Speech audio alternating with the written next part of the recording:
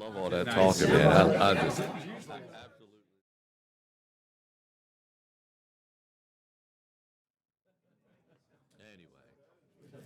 Anyway, all right, we'll go ahead and get started. Sounds like a lively group today, so that's great. Good morning. My name's Jim Ports. I'm chairman of the Maryland Transportation Authority Board, and I hereby call this meeting of the MDTA Board to order at 9:02 a.m. This morning, we're having our meeting in person at MDTA headquarters, and in accordance with the live streaming law, this meeting is being live streamed on the MDTA Board webpage. I would like to say welcome to our members and staff and public who are with us here today. As a reminder, I ask anyone who is in the room with us this morning to refrain from speaking unless you're presenting or answering questions to avoid background noise on the live stream. This morning, we're being joined by a member of the public, and it's Miss Selzer, who will be speaking on her own behalf. Our guest today is registered to comment on agenda item number 6, so welcome to our guest. And for those who are watching this meeting via live stream, we have posted the materials for today's meeting on MDTA Board webpage so that you can follow along if you would like. For the record, we have Ms. Donna DeSerbo joining us on the phone this morning to present agenda item number 3, and Ms. Green will be joining us on the phone to co-present with Tia Rattini for agenda item number 11. And this is Tia's first time presenting before the board as Director of Civil Rights and Fair Practices, so welcome to Tia. We'll make sure we're very hard on you today. I'm just kidding. They'll be nice, don't worry. And with that, we'll now begin today's agenda. So the first order on the agenda is to approve the minutes from the previous meeting. So moved. Second. It's been moved and seconded to approve the open session meetings from May 19th, 2022. All those in favor? Aye. Any opposed? Ayes carry. Next order of business is the approval of board committee assignments, change in audit committee chair. Will Pines will be presenting.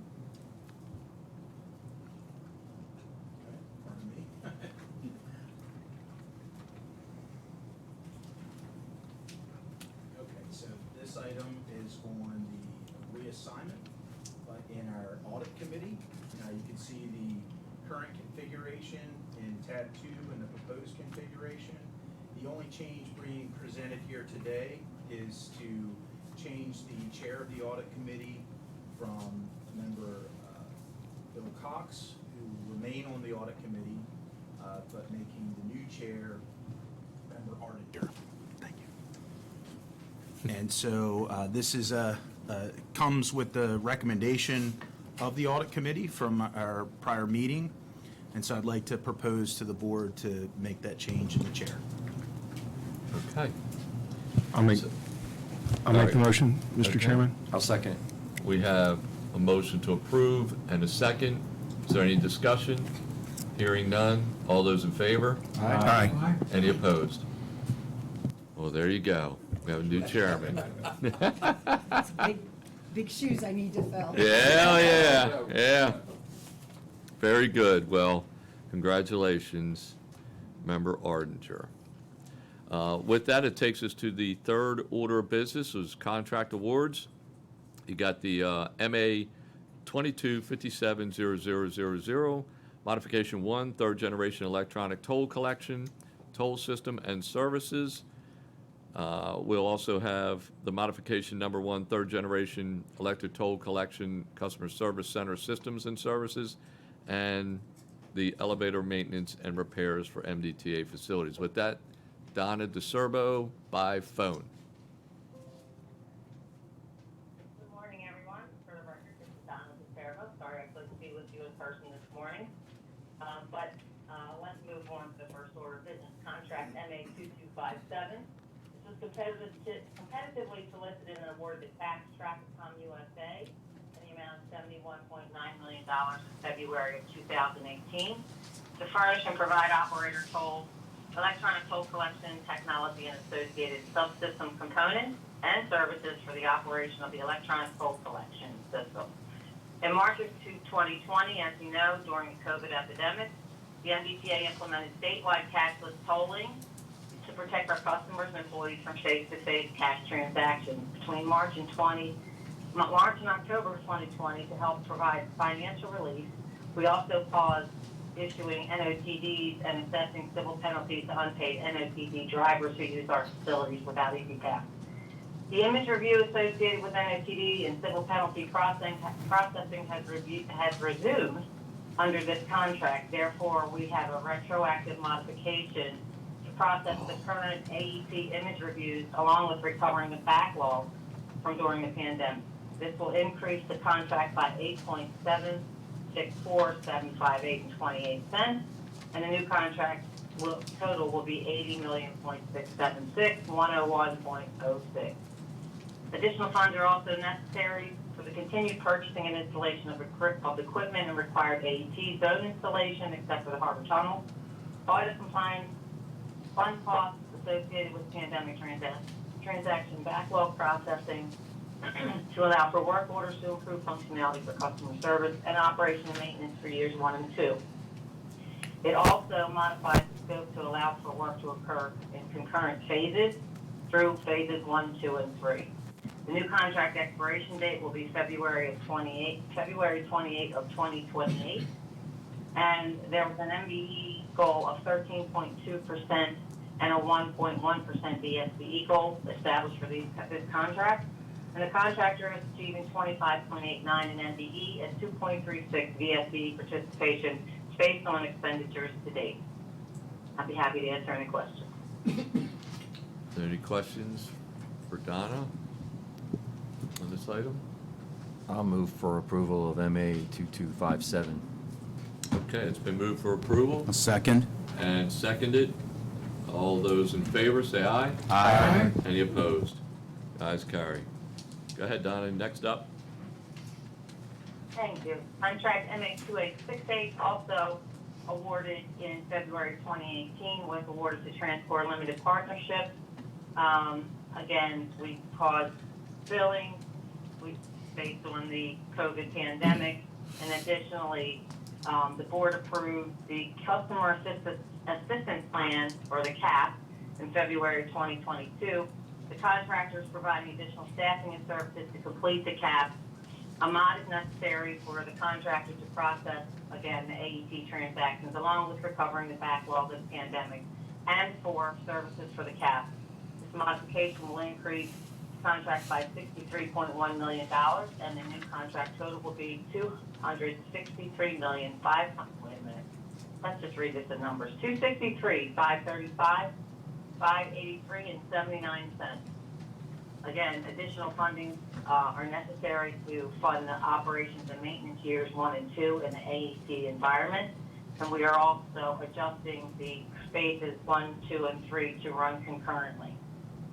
The contract expiration, the new expiration date will be July 29, 2027.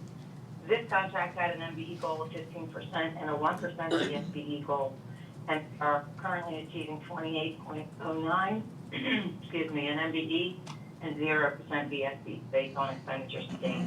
Obviously, time to achieve the 1% VSB goal, so we do not have any concern about that at this time. I'd be happy to answer any questions. If I could just make a quick comment also, Jim, that the members at Finance Committee had asked that we provide the breakdowns of the pricing that's provided in the attached exhibits for both of these items. And there was a question about whether or not the contracts, for the delay time, if there were any additional costs. These are non-compensable time extensions that are included here. So the Correct. money that's being added is not for delay time. Any costs that have occurred that were from the delay in the transition were covered under the prior contracts with our prior vendors for the conduit contract that's already closed now and our prior consultant contracts. So these contracts that we're modifying are non-compensable in terms of delay time. Correct. Member I would Pansari? just like to add, it was discussed at the Finance Committee as well, that, and confirmed that both of these modifications were extensively reviewed by procurement as well as our legal team. Is that accurate? I feel that is. I mean, it was confirmed, so. Donna, did you hear that? I did not hear that. We mentioned, at the Finance Committee meeting, we asked, and it was confirmed that both of these modifications were extensively reviewed by procurement and as well our legal team. Absolutely. Okay. Okay. Thank you. Yes, there was extensive discussed modification review, clarification, and we are all comfortable moving forward with this modification as stated. We also will be briefing the DPW. Obviously, these modifications require Board of Public Works approval. We are slotted to go for the second meeting in July, and we will be briefing the board staffers prior to the public meeting as well. So just one quick question I have. For this specific modification, approximately how much of the modification is attributable to the customer assistance plan versus the other changes in the contract? So if you look at the exhibit number 1, item numbers 225, 226, and 227 are associated with the customer assistance plan. So those hours are essentially providing for a little bit more or up to a year of services for the additional staffing time. And the hourly rates that are shown there, they were already negotiated in the original, or bid actually, in the original contract. So the hours were negotiated, the pricings were already established in the contract. So if you add those 3 line items together, it's about $27 million for the customer assistance plan for the staffing for that 1-year period. Thank you. And again, one other point about that, we will be paying for the staffing based on actual hours used. This is a not to exceed dollar amount, so that if we don't use all of those hours, we won't pay for them. Any further discussion? I'll make a motion that we approve contract modification 2868-0000. Okay. Been moved for approval. Is there a second? Member Arndinger, I'll second. Okay, there's a second. All those in favor? Aye. Any opposed? Ayes carry. All right, Donna, you're 2 for 2, go for 3. Yes, our final contract is NT3146, our elevator preventive maintenance and repair contract. It's for repair at all of our facilities, and 19 elevators and 1 chairlift to be included. It was, excuse me. Sorry. We received 3 bids on this contract. It was originally an invitation for bid with an SBR designation. However, due to insufficient interest, it was taken back to PRG and reassessed, and the SBR goal was removed. And the bids came in higher than expected and higher than the fund certification. So in accordance with COMAR, the procurement method was revised to a negotiated after unsuccessful competitive sealed bid. So we are recommending award to Admiral Elevator for the amount of $2,397,006. There was no MDE goal established for this. No protests were received, and we are requesting your approval to move forward. This will also go to the Board of Public Works for approval in July. Is there any discussion? Hey, Donna, when you present this to the board on the agenda item, are you going to put the information Yes. in about the originally going out with an SBR and not having any takers? Yes, Good. I yes, think it's important for the board to hear that. yes, sir. Great. Any other further discussion or questions? Hearing none, I'll entertain a motion. Move for approval. Cox, Member Cox. Been moved for approval and seconded. All those in favor? Aye. Any opposed? All right, the ayes have it. Thank you, Donna. Hope you feel Thanks, better. everyone. Thank you. Okay, next up, for approval, land surplus disposition.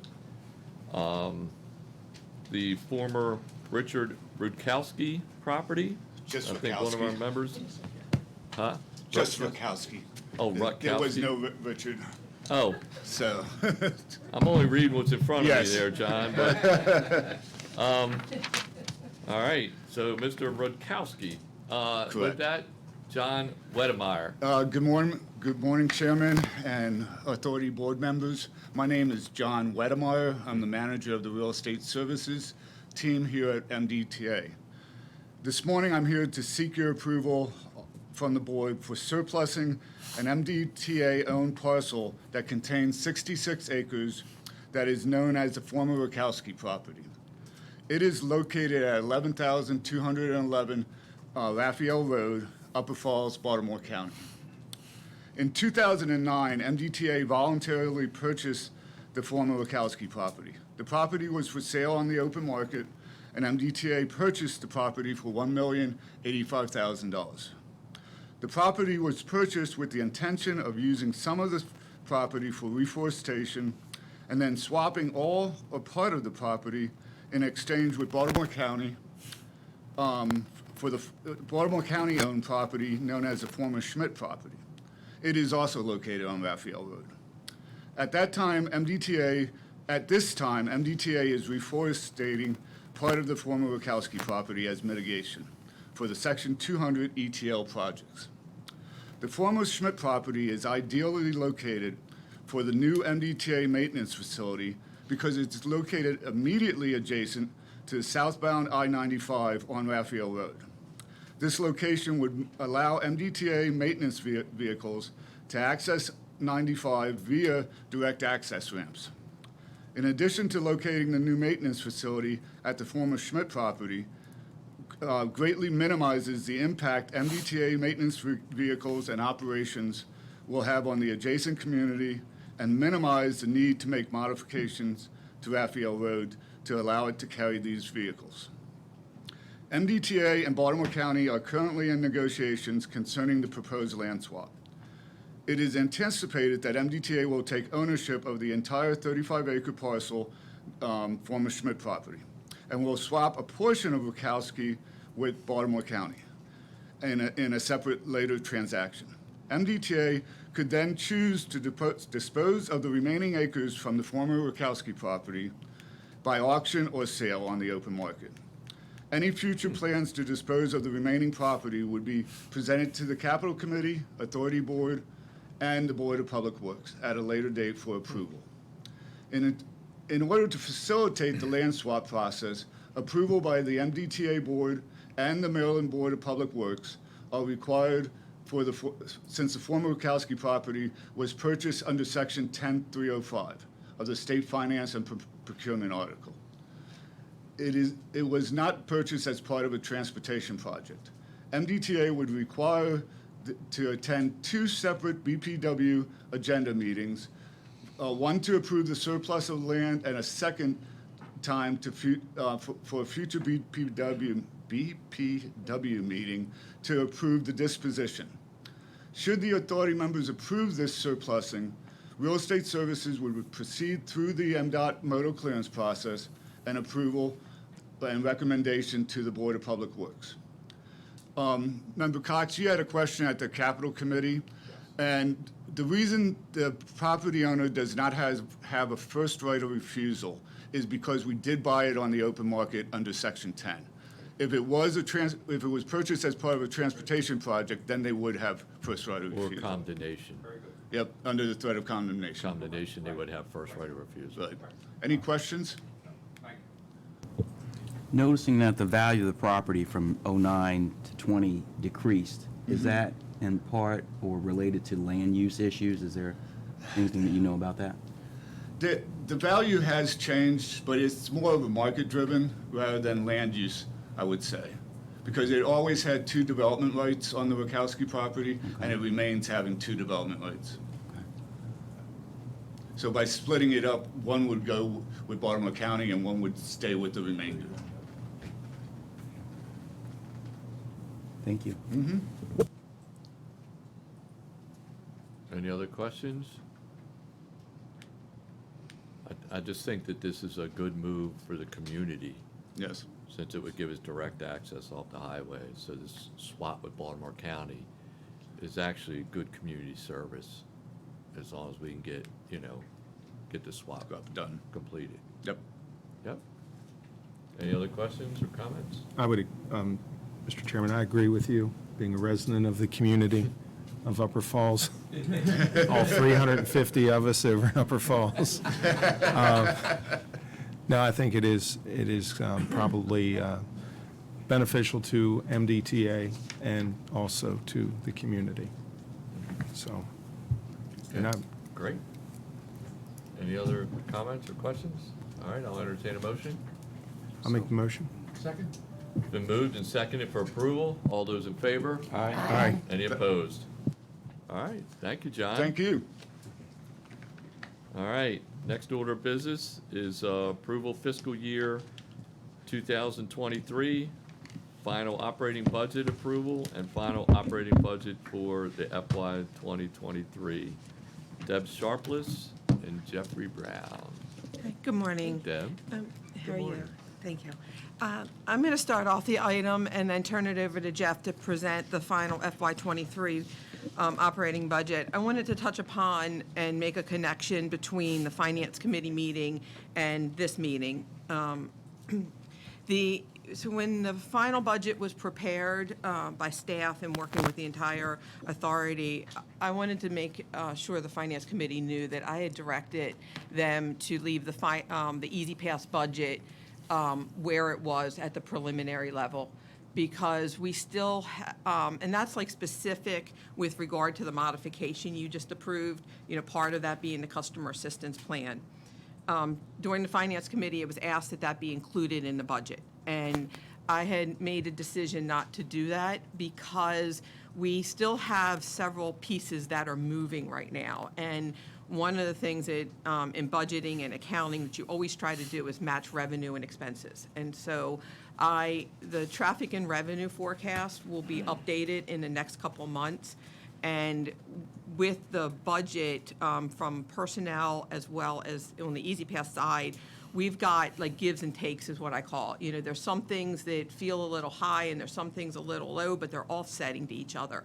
So I had said, instead of, kind of bouncing around, let's just leave it alone, and if we needed an amendment, we would come back. Now, during the Finance Committee, for transparency, it was asked that the customer assistance plan staffing piece be included in the budget, and that is the change that you see between Finance Committee and the full board.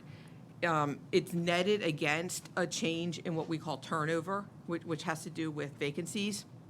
And so the budget from Finance Committee increased by $10 million. That's $15 million in outside services, that's Object 0873, which includes the customer service plan, it's the 11.2 million, and then there's also some increases involving NOTDs and citations. Just a conservative estimate there that was going in, and then turnover increased, which nets us to the $10 million. So I just wanted to start off this item before Jeff presented the final budget for the full board's approval, to connect the dots from the discussion at Finance Committee, what had happened prior to. I'm sorry I wasn't there. I was on vacation, and just to close the loop for the board members. Okay. So with that, let me, if there aren't any questions, let me turn it over to Jeff to present the final budget to you. Okay, thanks, Deb. Good morning. For the record, my name is Jeffrey Brown, Budget Director of the MDTA, and I'm here to request approval for the final 2023 operating budget. The proposed operating budget is $387.2 million, which represents a $25.8 million or 7.1% increase versus the preliminary budget. The key drivers overall are the increased Easy Pass Service Center costs, as mentioned by Deb, increased personnel costs for civilian and sworn employees, which includes steps and COLAs, and motor vehicle purchases for the MDTA police. We broke the increase in $25.8 million into two major categories, the mandated spending and discretionary spending. The mandated spending was a $12.4 million increase, and this is driven primarily by the personnel costs, et cetera, as we saw through collective bargaining. There was a 3% and a 7% COLA for civil and sworn employees, which increased the budget by $6 million. There were 66 additional police vehicles for sergeants and the civil disturbance team, which increased it by $3.4 million. There was a step increase in full year 22 and 23, which totals $1.4 million. Now moving into some of the fringe costs, and those are primarily driven by the fact that we had increased base wages through the COLAs and steps. So the employees' retirement system increased $1 million. The employee and retirees' health insurance increased $0.9 million. Social Security increased $0.5 million. The law enforcement officers' pension system had a decrease of $0.8 million. There was an increase, as mentioned, due to base wages, but this was offset by a $2.1 million reduction in the surplus funds for the deferred retirement option plan. Moving on to the discretionary spending of $13.4 million, as Deb just talked about, there was a $15.1 million increase. That's broken into a $3.9 million increase due to image-based transaction costs. There's also $11.2 million increase due to increased or additional customer service reps. Vehicle operations and maintenance increased $3.4 million. $1.3 million was due to a rollover. As we mentioned during some of our budget versus actuals, we've had supply chain issues, and there were delay in deliveries on certain things like vehicles, so we aren't able to take delivery for this year, so it's being rolled over to next year. There was a $2.1 million increase in gas, oil, and maintenance. This is driven by the increased number of vehicles, and as I think everybody's painfully aware, we've had significant inflation in fuel costs over the last several months. Management studies and consultants increased $1.3 million due to three major programs. The Augmented Asset Management Program accounts for an $800,000 increase. The Connected Autonomous Vehicle Program accounts for an additional $300,000. And there was a $225,000 increase for the development of a cost per transaction model by finance. And there were some other miscellaneous expenses like computers and building equipment, things of that nature, for an increase of $0.7 million. There was a $0.3 million reduction in electricity. Migrating to AET has reduced our electrical needs. Security services reduced $0.6 million due to a reduction in the VidSys contract by $300,000 and the elimination of armored car services. We're no longer picking up cash at toll plazas, et cetera, for $300,000. We also abolished 10 vacant toll collector positions, which accounts for a $0.9 million reduction. And as Deb alluded to, we increased our turnover. Increasing our turnover is a bigger reduction to the budget, and that was to better align with our current vacancy rate. That concludes my presentation, so I'd be happy to take any questions at this time. All right, do we have any questions? I have a question. Yep. Can you explain a little bit more what an augmented asset management program? 800,000. That's It's a consulting contract, right? well. There's a couple of things. There's the compliance. There's an MDOT asset management program. So this activity is to get in alignment with that, and they do things like, the various contracts, how you track project managers. I think there's some policies, et cetera, in place by MDOT, and this is a program to address some of that. I might be able to add a little bit to that one. So the asset management program, instead of being reactionary when something breaks, we're looking at how we can do preventive maintenance to, extend the life of some of our equipment, like HVAC and other equipment. And so the asset management program is not just looking at that, but it's also looking at, do we have a warranty? Should we have a warranty?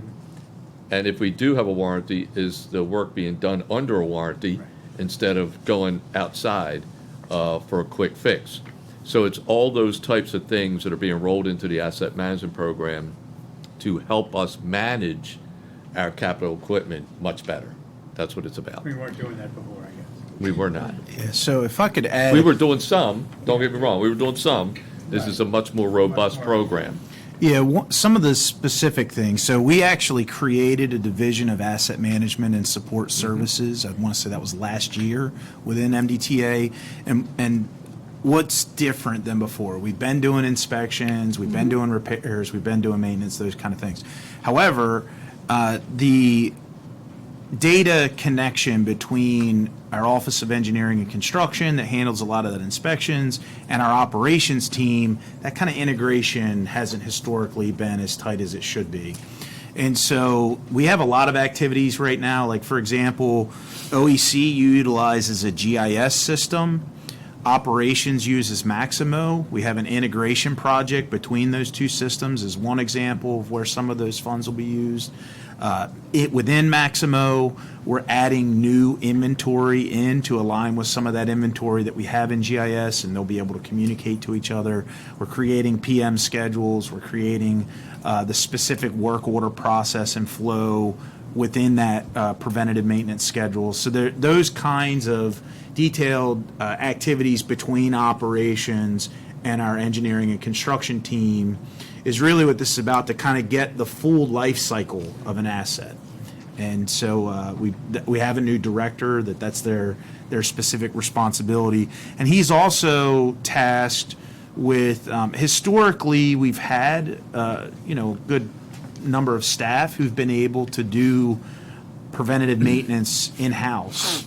But as we have right now, I think our vacancy rate's around 18%, along with the fact that we have assets that are continuing to age. The level of effort to try to keep up with preventative maintenance with fewer staff is kind of pointing on the horizon that we will need to contract additional operational contracts. So his team, Support Services, is tasked with that effort for those operational type contracts. They do it today with things like sludge removal in the tunnel pits and things like that, but we expect that as we kind of deal with this staffing challenge, there will be an aspect of it where we outsource part of our work. Okay, thank you. And quite frankly, I was a sponsor of this original project when I was deputy secretary. And Will was on board immediately. At that time, I think he might have been chief engineer originally, and then chief operating officer. So this covers all your equipment, all your trucks? And you're looking to, well, we have a Equipment. vehicle system already in place for most of that maintenance, but this is for all the other capital equipment. We're looking for that sweet spot, like Will said, for the whole life cycle of the capital equipment. And we're just trying to get the best bang for our buck and prolong the life of these assets as long as possible. It's like your vehicle. The more you change the oil and continue that maintenance, the longer that thing's going to last. And that's kind of the same thing we're doing with all the other capital assets. One last thing. So Jim Harkness is here. His team has done a phenomenal job with GIS. We recently did a lunch and learn on that. So I can send the board members the link to that lunch and learn so that you can kind of see the value that you're getting out of these funds. Mm-hmm. Thanks. Any other questions on the budget? All right, hearing none, oh, wait, we got approval, right? All right, so with that, I'll entertain a motion. Thank you. Been moved and seconded for approval. All those in favor? Aye. Any opposed? The ayes have it. Okay. Next order of business is the draft fiscal year 2023-2028 Consolidated Transportation Program that we refer to as CTP, and the approval of that draft CTP, and that would be Jeannie Marriott.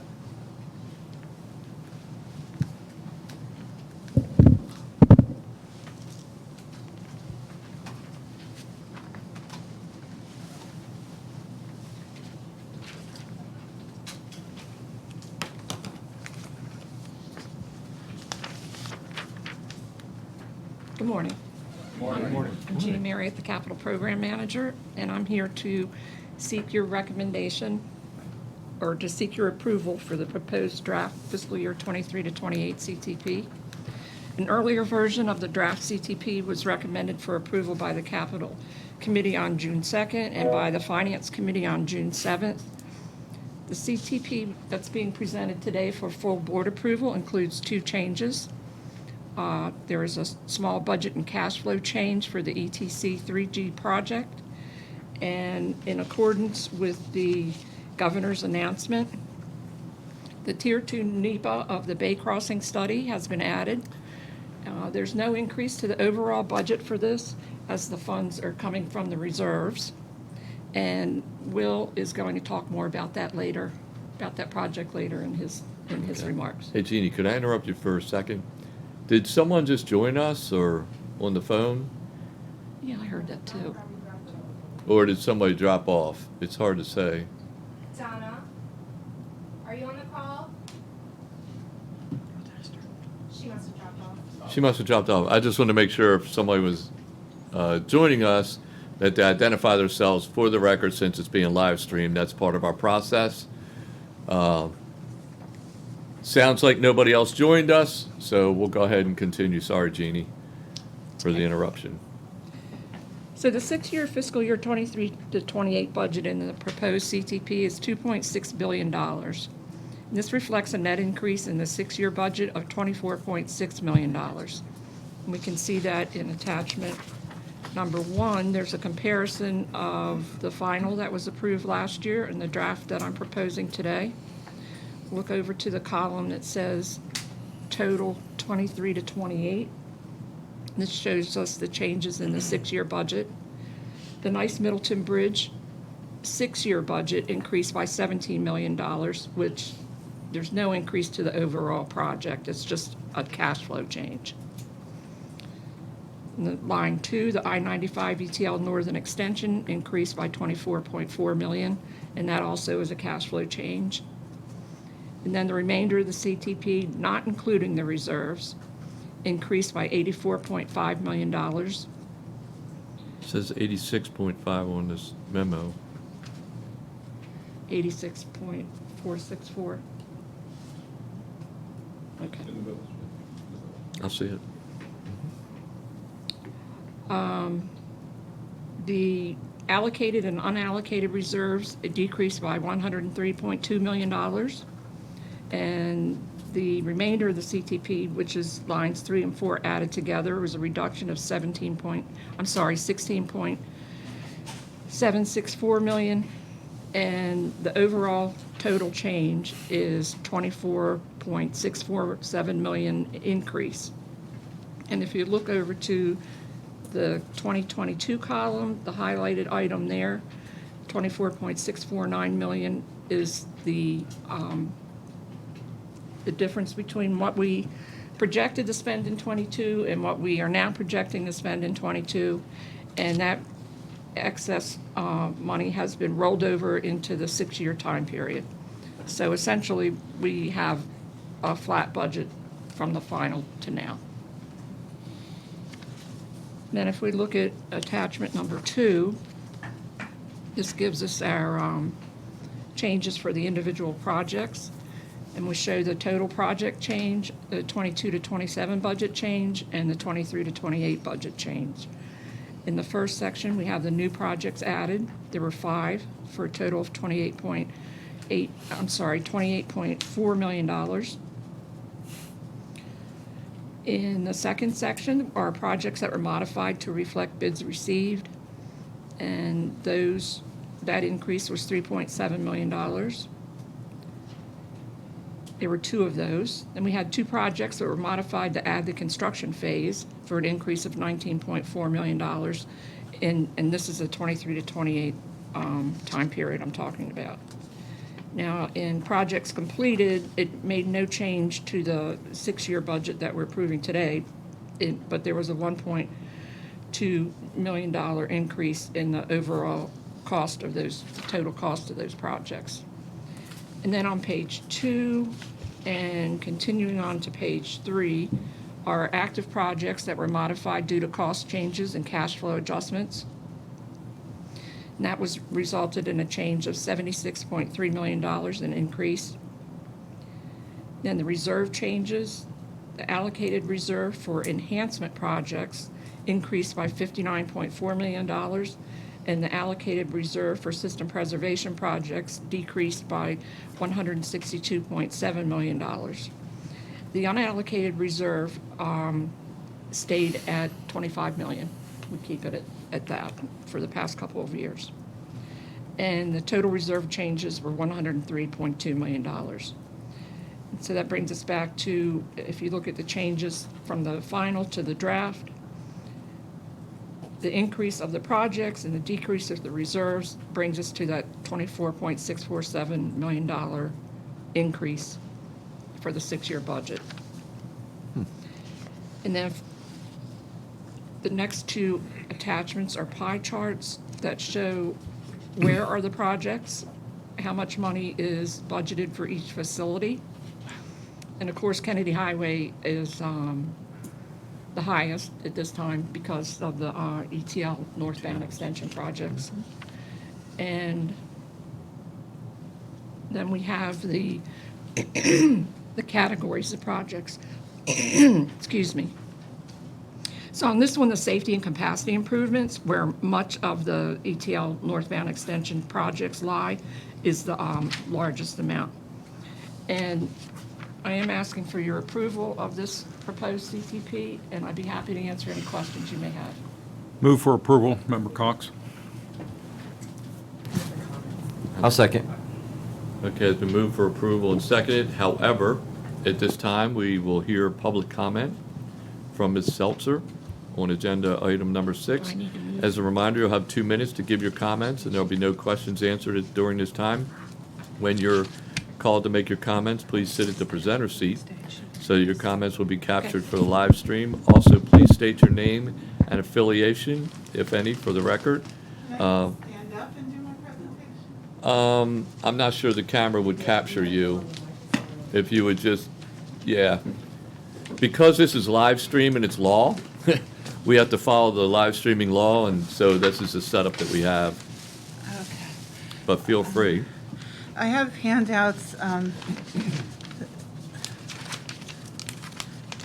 Who do I give them to? You can give them to me. Okay. There may be doubles together, stuff Mary, together. can you help her with the handouts? And the rest of you, I was asking if there was a way I could, on a computer, you can go to www.goserenade.org/Baltimore, and then go all the way down on the left-hand side of the menu, and it says SS. All right. Okay, where's the camera is? Just make sure you state your name and affiliation, if any, for the record before you start. Okay.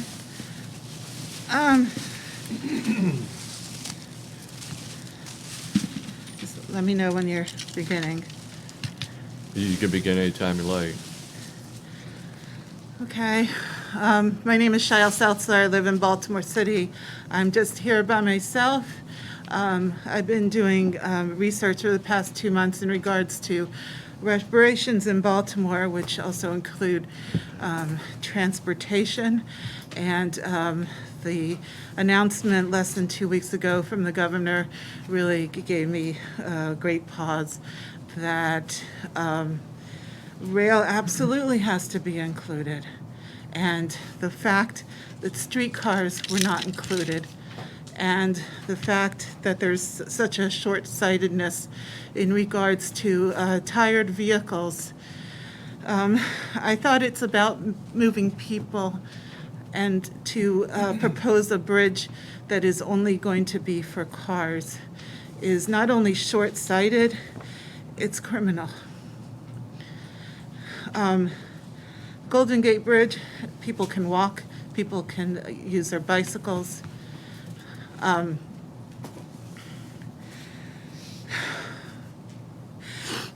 This is let's just pretend this is a baby, and this is the neck. The neck is the bridge. It's about what goes on here and not the bridge itself. And the handouts I have is what's wrong with buses. 6 ppd is what's wrong with tires. It's a chemical that's been used for quite a long time now, and it helps with making tires not be like erasers. But when you combine it with ground ozone, Baltimore has the F rating from the American Lung Association for 2022. You combine it, and it becomes PPD quinone, and it has killed 99% of coho salmon. There's tests on trout. Trout are here in the bay. Our reptiles are disappearing, and if you at least care about people who have asthma and cancer, streetcars don't pollute. They have trolley lines, and they're very light, and they can pick up people everywhere, and you don't need to have stairs, and you just are able to roll on, roll off, and you can have unlimited amount of people. And I beg you to please put this $28 million towards the building of a current track, and I'm only asking for one, and it actually takes up less than a lane than for cars. You need to look at freight, and you need to look at the economic boon of Oklahoma, of Kansas. DC has one. They're doing a whole streetcar system. The streetcar is back. It was invented here. A guy from New Jersey, Leo Daft, decided, I'm going to bring the electric car and start it in Baltimore. And those of you some of you may have ridden some of the streetcars, if you're older than 69, I think.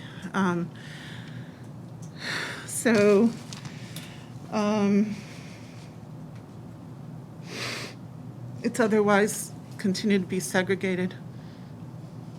I pray you're more like me than General Motors, who took away our streetcars. But you know what? The rails are still there.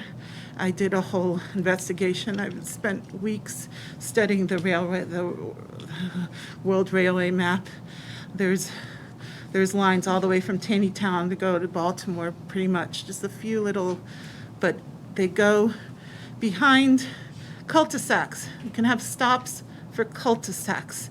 We repair with streetcars, and they don't cost much.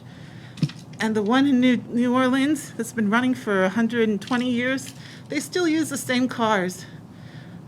I propose, and batteries, they're so heavy, you're going to destroy the current bridge. They can be as much as 2,000 pounds. That's a ton for one bus. You cannot do that. It's not sustainable. With all the electric vehicles, let's focus on public transit first, and then we'll work on the cars. But the thing is, people will stop, because the thing is with light rail, and we also destroyed the train system because it used to stop at every little town all the way up to Pennsylvania and beyond. People will no longer have to drive their cars to a light rail station or the commuter stops. Some of the stops in Dorchester, Somerset, they're right next to each other, and they run two separate commuter buses. It's all on the MTA website. This is what I'm talking about. This is like Somerset, Wicomico, Dorchester. They all they service their own little places. Otherwise, you can only go around between 8 and 4 o'clock. You're stuck. And I know what it's like to be a 25-year-old and be stuck in Gaithersburg because there's no bus that runs past 7:30. And they all connect, and this is the bridge. So you move lots and lots of people. Lots and lots of people every day. And then you got a system like this. This is what we had. Freedom. You have a wheelchair. You're able to get on, get off. We have trolleys. You could have private trolleys even and connect. You can have all kinds of what you see in the train movies, and people have these little separate. We can have all kinds of very inventive, fun ways with the streetcar. Okay. It just makes sense. Okay. I think you made your point. So with that, we thank you for your comments. I think the 2 minutes is well over, so, but thank you for your presentation. I'm sorry, are you the Secretary of Transportation? I am. I'm secretary, but I'm Okay. also chairman of the MDTA board. I would love to offer everything I know and everything I have and work with you. Sure. And we can look at the website. If I could too, Jim, we'll take your name from the sign-in sheet. I'm Will Pines. I'm Executive Director for the MDTA. And as the Tier 2 process begins, we'll make sure that you're added to the email list. If hopefully you signed in here so that you can be included to continue providing us comments through the study period. Well, no, because that's 5 years from now. I'm proposing we use $28 million to get a streetcar system going.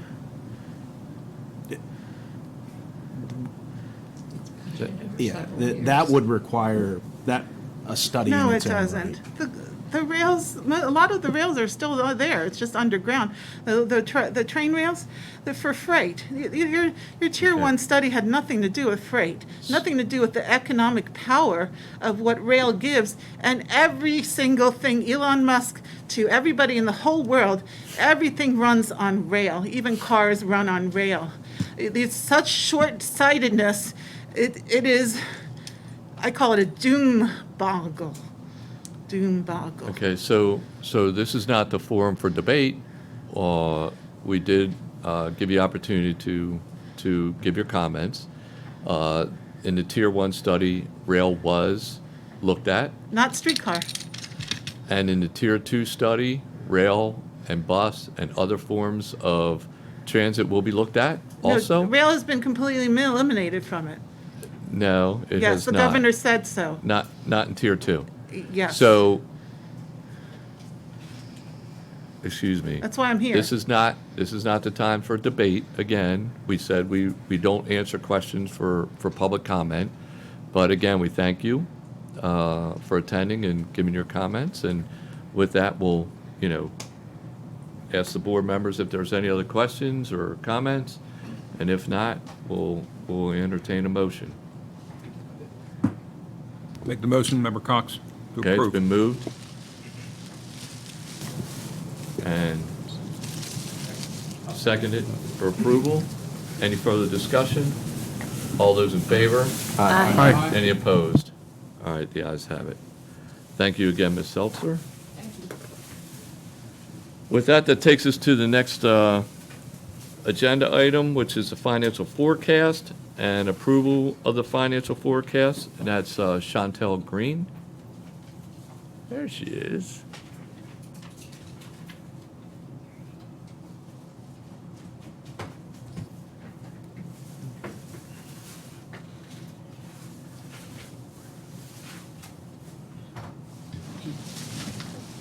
Good morning, everybody. Good morning, Chantel. Good morning. For the record, I'm Chantel Green, Director of Finance, and I'm here to present the fiscal year 2023 to 2028 financial forecast to you for your approval. Before I begin, I'd like to note that throughout the forecast period, the authority complies with all of its financial goals and legal standards, and that no total increases are required during this time frame. I also like to note for members of the Finance Committee that the forecast has been updated to include the operating budget that was approved by the board here today. The primary differences between the November 2021 forecast and the forecast that is before you today are outlined beginning on page 2. First, there is a $48.3 million increase in revenue throughout the forecast period.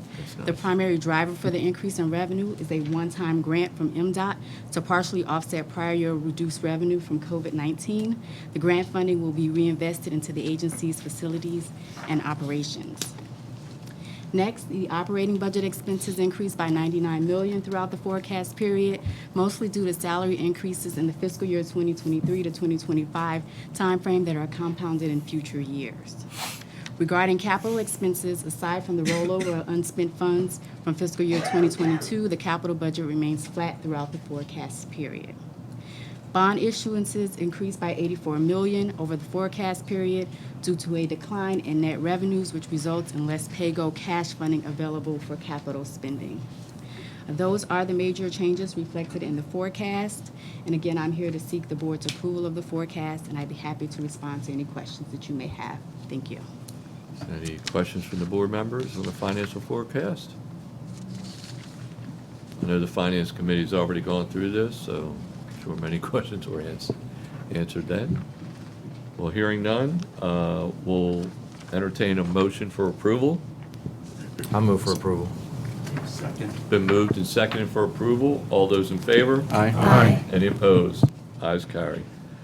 Next on the agenda is the update biannual review of revenue sufficiency and review of revenues as required by the MDTA Board Operating Policy. And again, that's Chantel. Thank you. So this is usually always typically a short update, given that it piggybacks right off of the financial forecast presentation. The board's operating policy requires a biannual review of revenue sufficiency to determine that current rates and fee levels are appropriate based on the expected levels of spending. The financial forecast that was just presented shows that current toll rates, fees, and discounts provide enough revenue over the next 6 years to meet forecasted spending levels and to achieve all policy and legal requirements without the need for a toll increase. And that concludes my update. Be happy to respond to any questions. Yeah, a little easier after the financial numbers, right? Okay. Any questions from the board members? This is the time to rake her over the coals, folks, okay? Yeah, I'm just kidding. So, hearing none, well, no, there's no approval, so, but thank you. Thank you very much, Thank you. Chantel. All right, with that, it takes us item number 9, major projects. Quarterly update on major projects valued over $40 million or of significant public impact. Jim Harkness.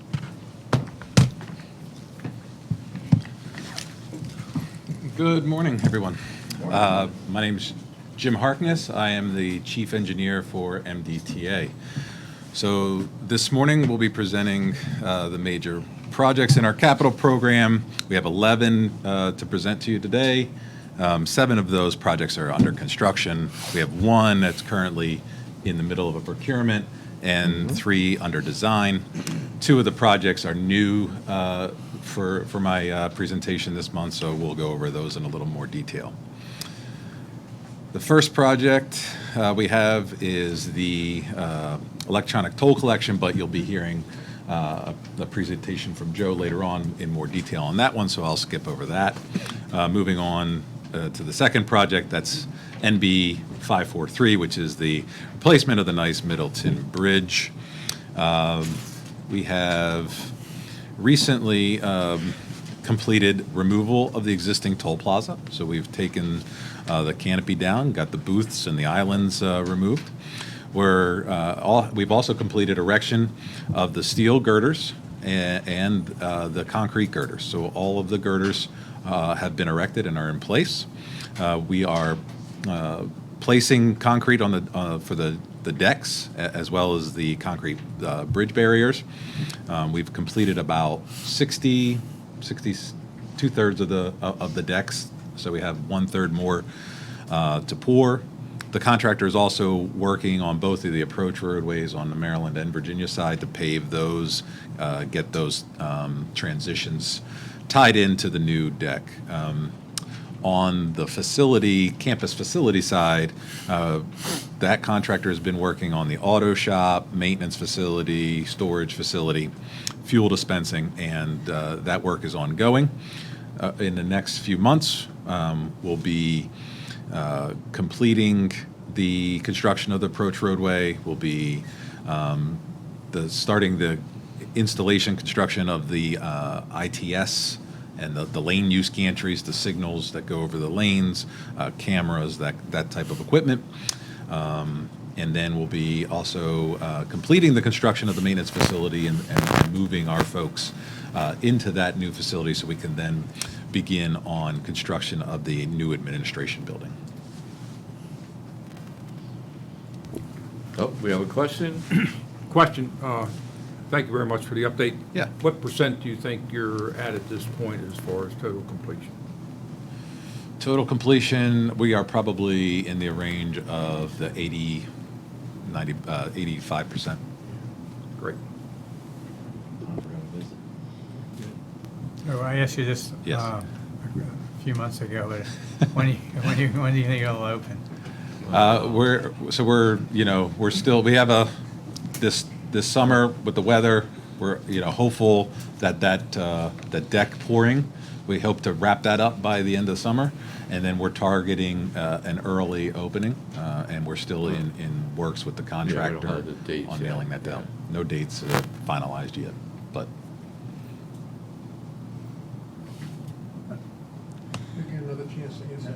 I know somebody. More information. Somebody else really interested in that. Yeah, exactly.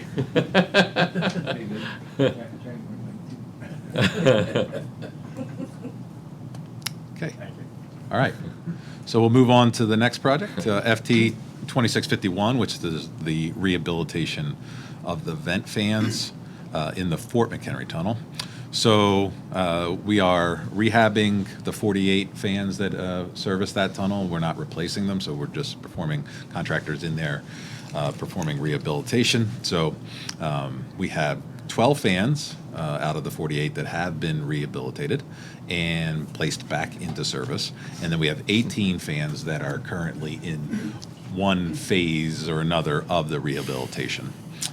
So we are over halfway on that project. We are going to continue with the blasting and painting of the disassembled fans, working on the wiring, rewiring, and installing new motor control units. That contract is on schedule for completion in April of '24. All right. Next, we'll move to BB 3014, which is the Bay Bridge All-Electronic Toll Conversion Project. That project is well underway. We have completed the realignment of US 50 around the toll plaza area, the construction of the commercial vehicle inspection and weigh station areas. We are finalized the guardrail installation. We've completed the installation of ground mount signs. We have to still do some overhead sign installations. So we have a number of large structures down there that we have to coordinate and get those signs installed. So that'll be an interesting feat for the contractor, but that's something that they'll be taking on in the next few months. And they are also installing right now some of the pavement markings that go into the roadway, the illuminated pavement markings. So they're working on those, and work is going well down there. So if you travel that section, you'll see some of the overhead gantries installed, some of the future lane use control signals are up.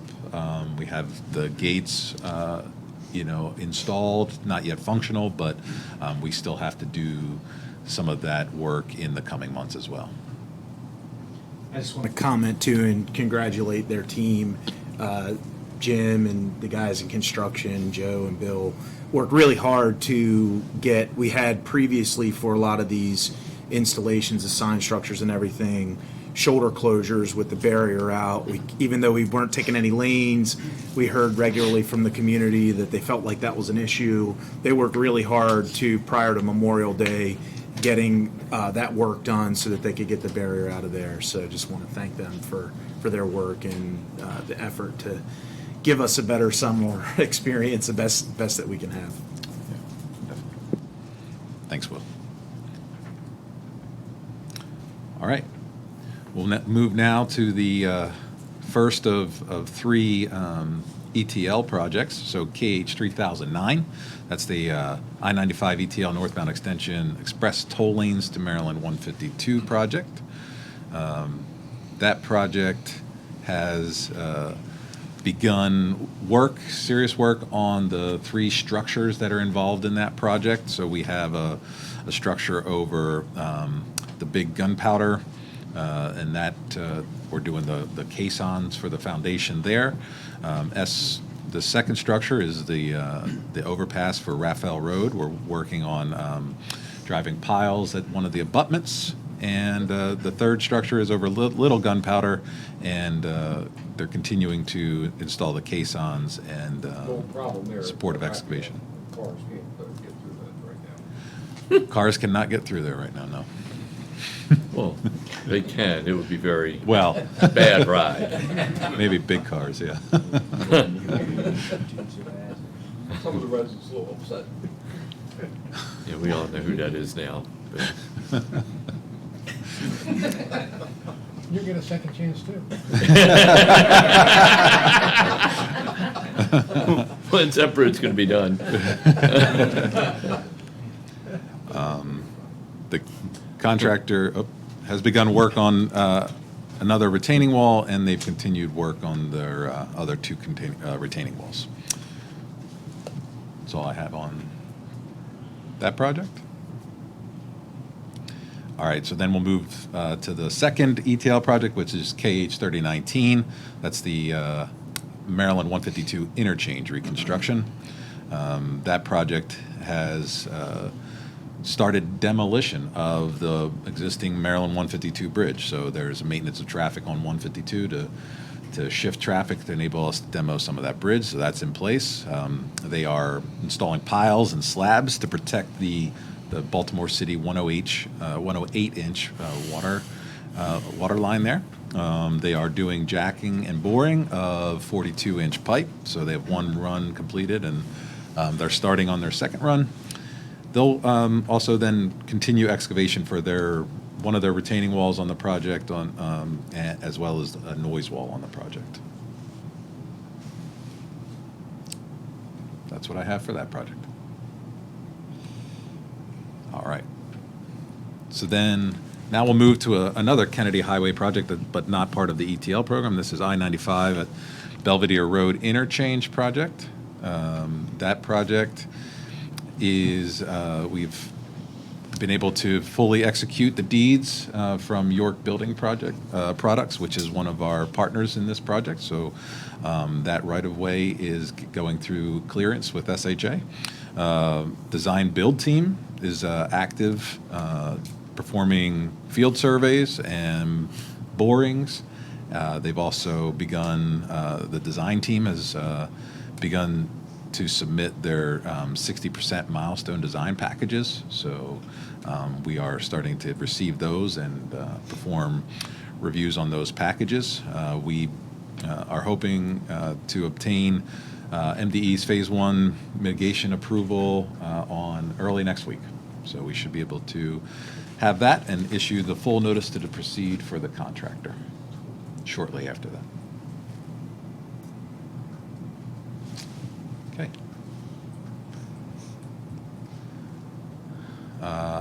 Our next project is the project that is in procurement. So this is HT 2709. That is the Harbor Tunnel envelope and switchgear replacement. So that's the vent buildings and the electrical switchgear in both of those vent buildings. That project we did open bids. We're reviewing the bids, and we will hopefully be coming back to you in August, I believe, presenting this project hopefully for approval.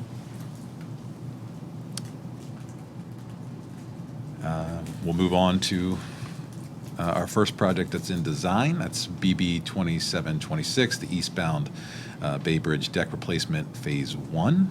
That project is, we reached 90%. We've taken in the 90% design. And again, this is a CMAR project, so we've been working with the pre-construction services contractor that they've been giving us a lot of valuable input to get us to this 90% design, so we've been working closely.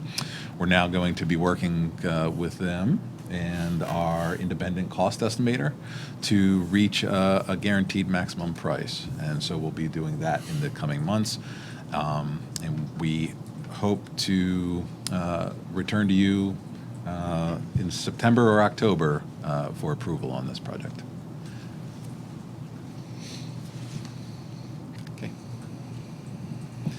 Then we'll move down to our first of the two new projects. So this is the third project that's in our ETL program. This is the Maryland 24 to Bynum Run project. This project is the northernmost project in the program. It is, as I said, from Maryland 24 to Bynum Run, so it's about 2 miles, and it's going to transition the new full width of the two ETL sections. It's going to transition that down ultimately back to the 3 general purpose lanes which exist north of Bynum Run.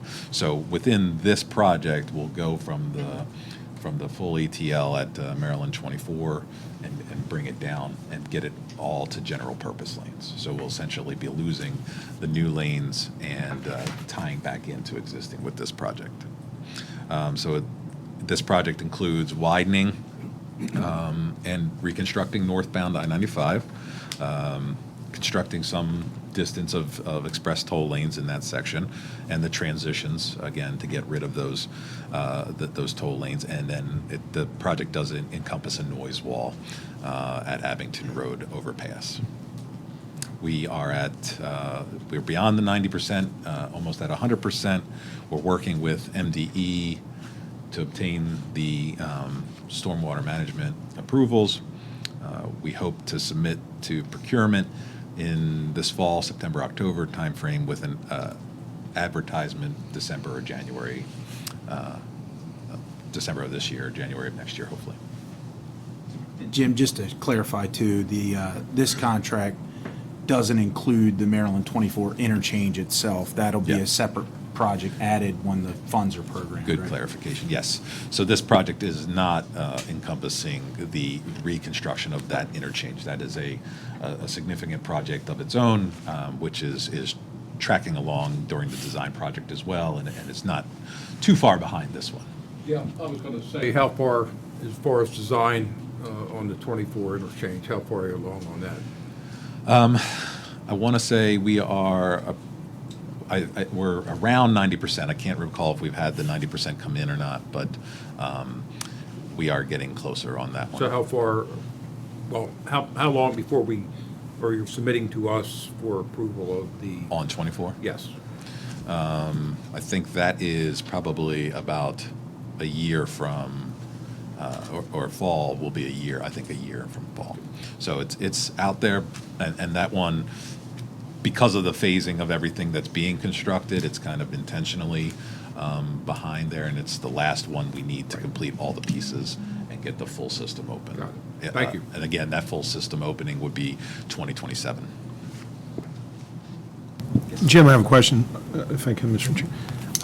The extension, the northbound extension from 24 to Bynum Run, Yes. does it go to Bynum Run or beyond Bynum Run? It does not get to Bynum Run. So Okay. we tie back in to the 3 existing lanes before Bynum Run. Okay, thank you. Do we anticipate extending that all the way up to further, at some point? Yeah. Part of the master plan? Per the master plan. Delaware, yeah. Yeah, per the master plan, that would, at some future time, be extended up to Maryland 543. There's four phases, 100, 200, 300, 400. It takes it all the way up to the Delaware line. This is 200? Yes, a portion of 200, right? So Portion of 200, that's right. You got That's it. right. It's a portion of 200, it's not the full 200. Right. That's right. So it'll be a while. And I think we're gonna make some changes potentially at 100, on the 100 one. Yeah, so the program, we've looked at the ETL ramps that connect at 695 and 95.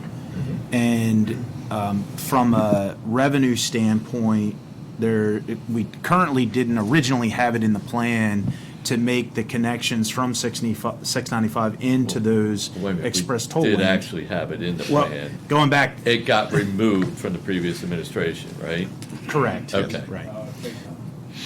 So that scope, I think when we looked at it and the return on investment from the cost of construction and the revenue that we anticipate generating from the traffic that would use the express toll lanes will have a break-even point, I think it was like within 10 years. So a lot of both traffic benefit to our customers and also a driver for why to include those northbound ramps is that the State Highway Administration, since the launch of our ETL program, they have a TISMO project to add hard shoulder running on the 695 portion that leads up to the ramps. And so this will allow for that continuity from the hard shoulder running to the ramp to the northbound direction.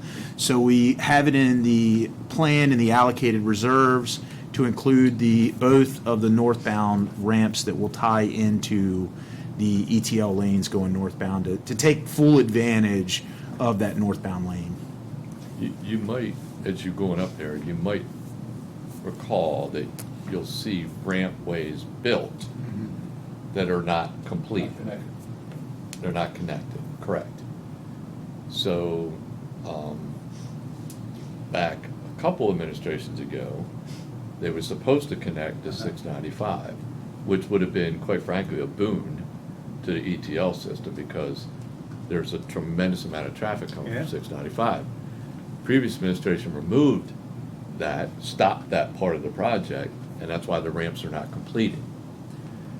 So I've asked Will, when I was executive director, to relook at that. And I was asking why they were stopped and why we didn't have connection with 695. Because, again, it's a heavily traveled thoroughfare. Like Will said, it'll pay for itself in 9 or 10 years. It's a no-brainer. And so we're going to initiate that back again. Yeah, and so far it's only the two that tie in the northbound. Northbound. We haven't. Be good for the public. It'd be good for the public. We haven't done the southbound yet, but you know. Sure, plenty of people still Maybe come we can down look at thinking it. they can get over there. And they're Correct. Go right Correct. back. So.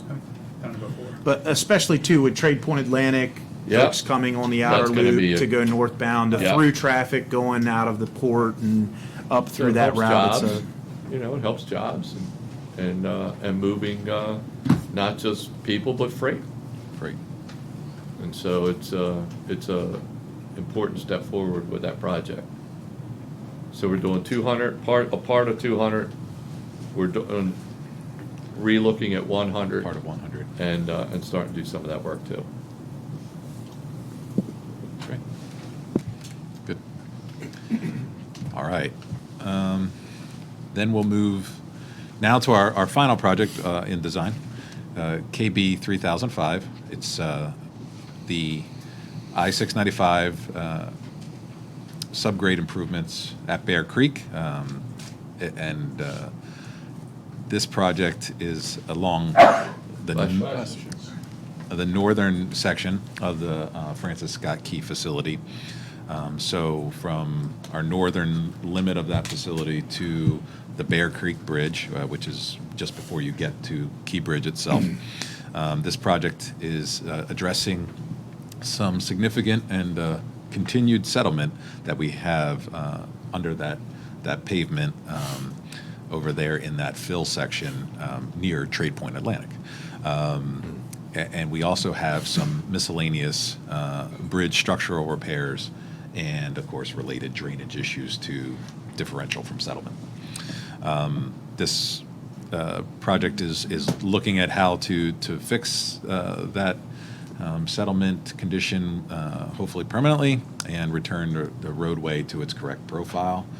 We've had experienced compaction of those soils in that embankment, and so there's a bit of a differential there from the former roadway profile to what we have today. We'll also have to be replacing several back walls at structures along that northern portion of the facility. They've had failures for some reasons tied to the concrete slab pavement that's there. So we'll be fixing those. And then we also have miscellaneous, as I said, repairs to the drainage system that have just occurred over time from sort of the settlement issues there. So we're currently coordinating with our partners at State Highway Administration as we have, tie into their system there, of course, with our ramps. We're also reaching out to Trade Point Atlantic to just coordinate that because there will be some disruption in ramp movements and things like that we need to coordinate with them. This project we expect to advertise next spring, April of next year, and construction would be about 18 months. Just add too on this one that, this is a great example of how we leverage our toll revenues. We're funded exclusively from our tolls, and sometimes we're asked on the Key Bridge facility why there's a toll to go to the port if you don't actually cross the Key Bridge. We have a $61 million project that's north of Bear Creek. It's a considerable investment of toll revenue in maintaining that segment of the highway that folks otherwise, when they cross the Key Bridge, they don't fully understand why they're paying a toll if they're not crossing, and this is a great example of a project as to why that's necessary. That's an important point, because it's not a bridge toll, it's a facility toll, Right. which is about 10 miles long. So, Absolutely. Thanks for throwing the geotechnical stuff. I appreciate that. are there any questions for Jim on any of the projects, other than when the nice bridge is going to be done? He dodged that one pretty much. Okay. All right, well, hearing none, thank you, Jim. All right, thank you. Appreciate it, as always. And with that, we'll go to the next order of business, which is the quarterly update on information technology major project. David Goldsboro. How are you doing, David? I'm doing well, Mr. Chairman. Thank you. Good. Good to see everyone. I want to know when the ETL is going to be open, going northbound and Hartford. Yeah. You're fired. Can't fire him.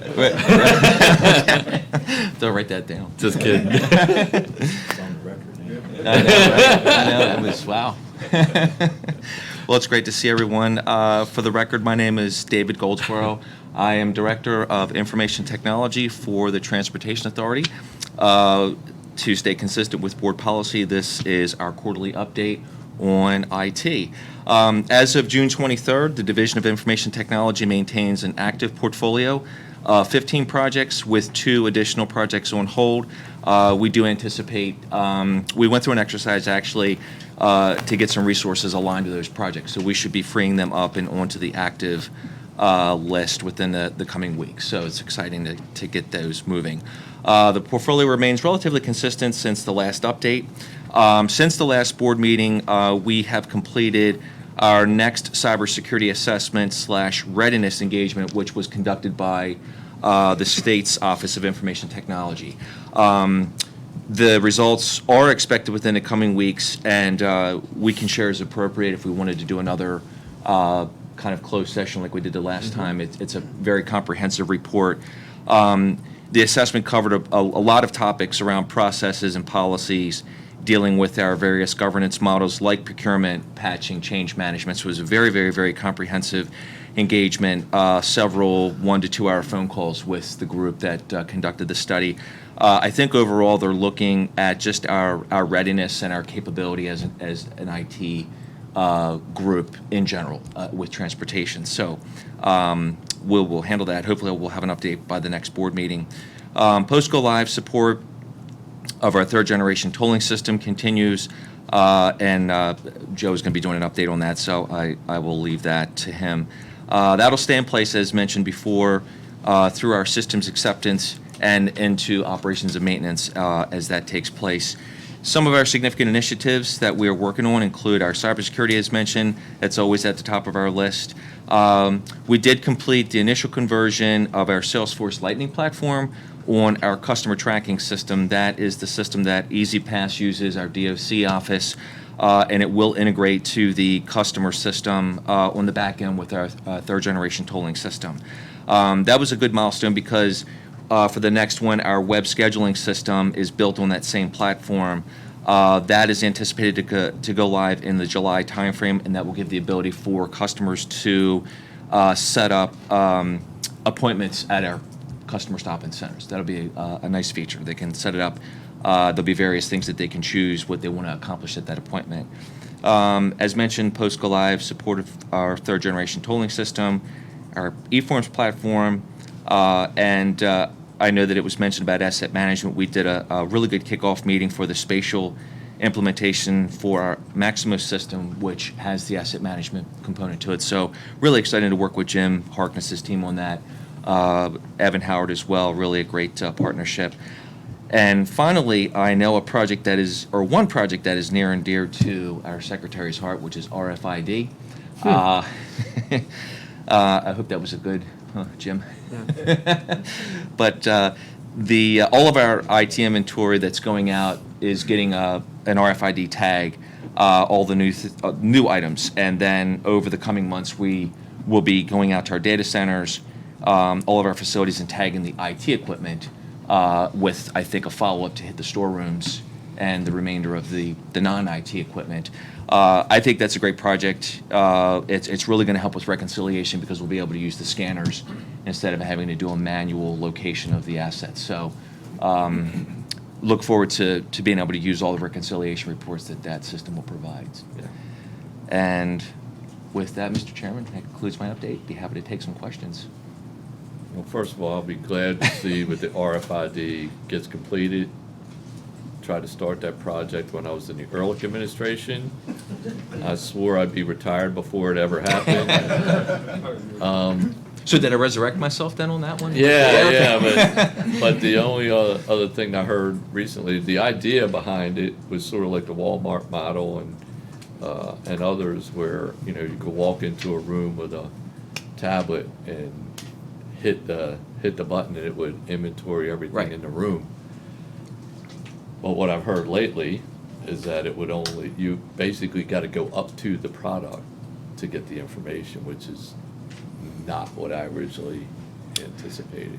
To a certain degree, there's a process. If you watch the scanners work, you almost have to, because assets could be sitting in different places, you have to run the scanners kind of up and down.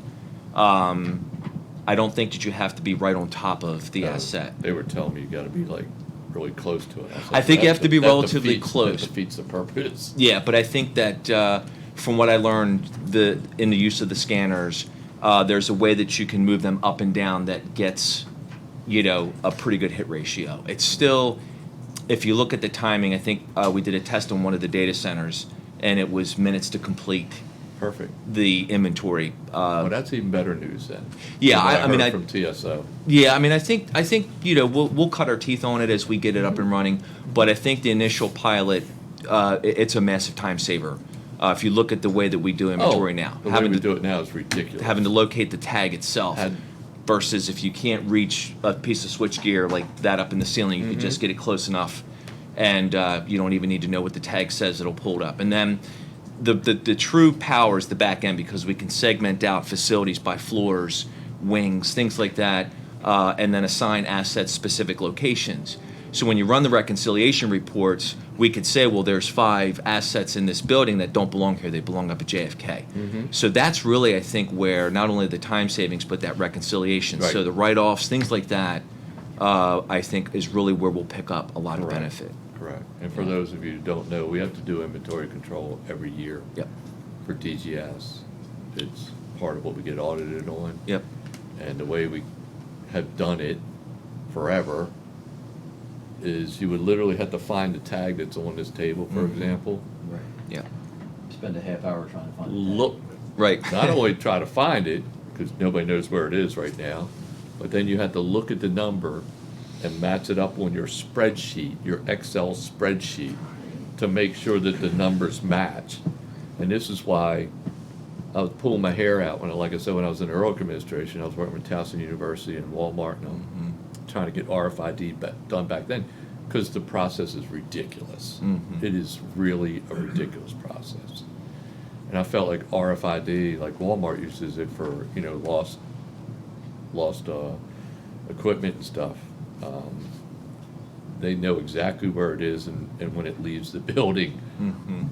We'll call it by accident. out the back door or something, you know, they get alerted right away. And it was that concept that I was trying to implement moving forward using technology to speed things up. So anyway, that's what that's all about. Just wanted to let you know. Progress made. We're getting there. Might be done before I retire, but I'm hopeful. We'll see. If not, I'm gonna come back for the ribbon cutting. Anyway, any other questions for David? Doing a great job, especially in cybersecurity. Yeah. Staying busy. Okay, with Okay. that, great. All right, Well, thank you, David. Yep, you're welcome. That takes us to our next order of business, which is a quarterly update on socioeconomic programs. Ms. Green and Tia.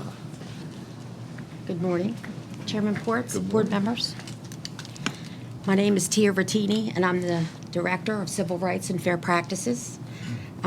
My office is responsible for the development, oversight, and administration of MDTA's state and federal social and economic programs, which include the Disadvantaged Business Enterprise, which is a DBE federal program, the Minority Business Enterprise MBE program, which is a state program, the Small Business Reserve SBR program, which is also a state program, and the Veteran-Owned Small Business Enterprise VSBE, which is a state program. If we go to Table 1, this is an update on our federal DBE program. As you can see by the chart, the interchange at Belvedere, is still in the design phase and really has not started yet. Was just awarded at the end of February, but the other contracts are trending in a good direction. On Table 2, the MBE program, contract awards by procurement category. Currently, we're at a 17.9% goal attainment based on awards to the prime and MBE subcontractors. Table 3 is an MBE program contract award by MBE classification and procurement category.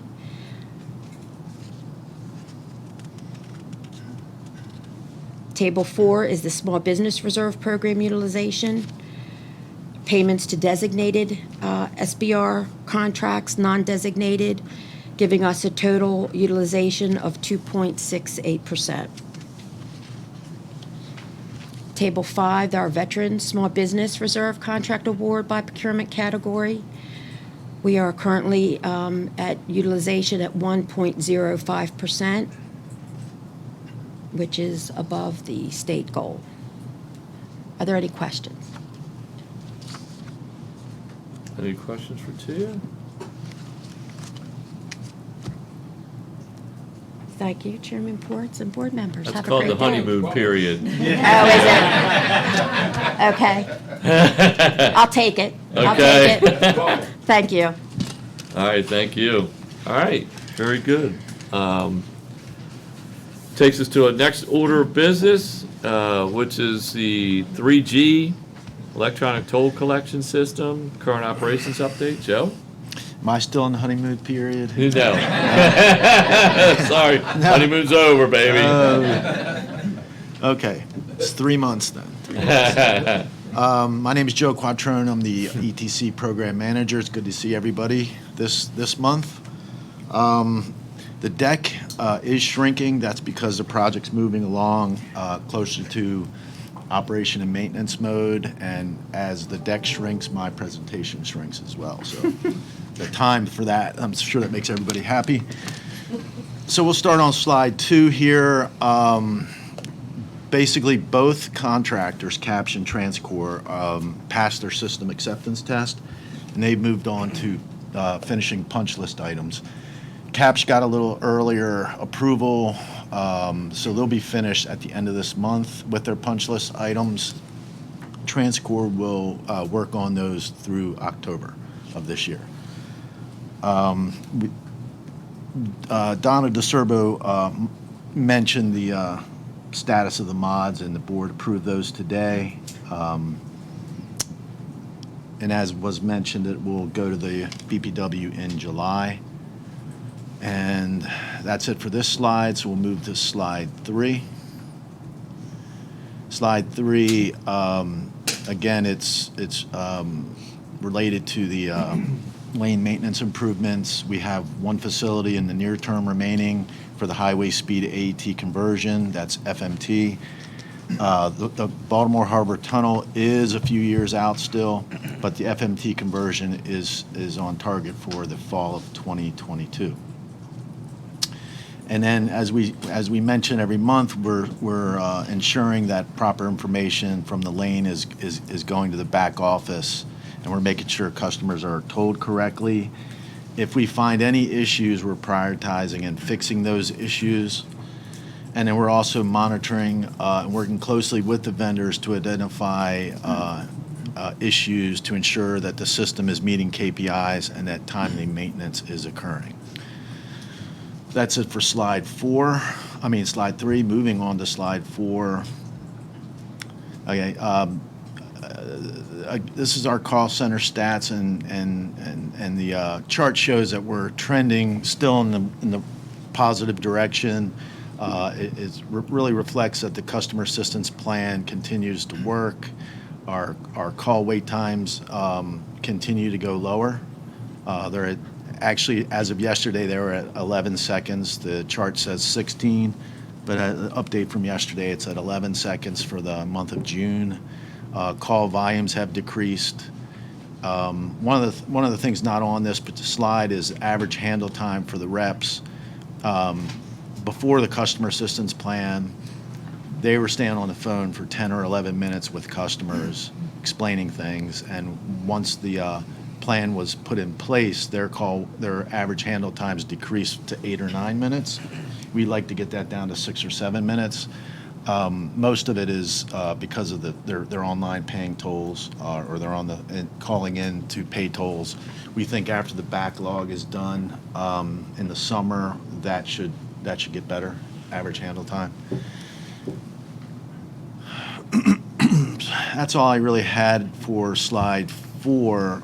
Question on that. When the grace period is up, I assume we're expecting that the phone calls are going to go up. Or we think that we're getting through this pretty well based on what you just said. I think right now we're getting through it. When you were talking about when the customer assistance plan is done, it could spike up a little bit. What do you think, Will? Do you have any? So we did with the staffing, going back to the modifications that you've approved in that prior vote.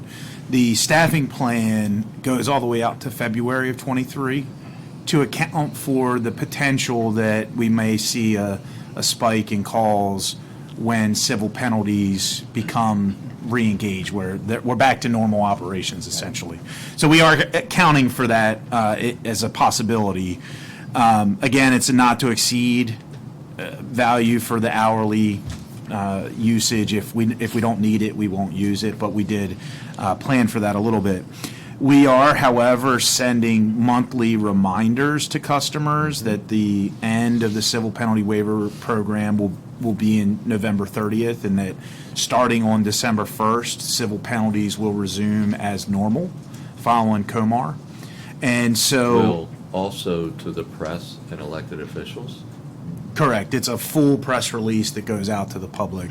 And so we're doing everything we can to try to encourage customers to not wait until the end and to pay down their tolls as they go, to take the full benefit of the customer assistance plan.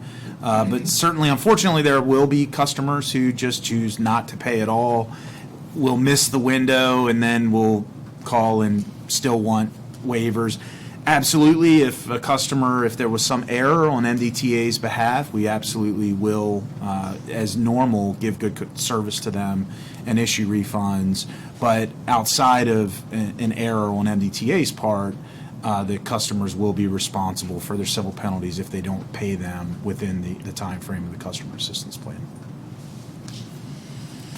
Thanks, Will. Oh, we have a question. Member Archer? Just thinking, kind of a follow-up, I don't know, our local officials love to, they have their own little email system that they send out notification to all their constituents. I wonder if there's any way we could piggyback on that and have that included, make that recommendation to them. So we have made that recommendation. As a matter of fact, we gave them all the steps for the plan, all the deadlines, and every press release we give to them, we encourage them to let their constituents know. So the whole idea of working with the elected officials is to, since they have constituent questions and concerns, we're utilizing them as part of our customer service group, if you will, in a sense, customer outreach, so that they too can be part of the process. That was the early on strategy that we had, actually when I was still executive director. Even Just before beyond I that, left. just to be clear too, so beyond the mass communications, we are including a buck slip in the notices of toll due that go out, so that each customer is directly notified Also. of the program as well. So it's not just big communications, it's also customer-specific communications. But we also want to make sure the elected officials were part of our process, so that, and the press, quite frankly, so no one can say that we didn't reach out to everyone in every aspect possible. Okay, if no other questions, we'll move to slide 5. This is new content for this month.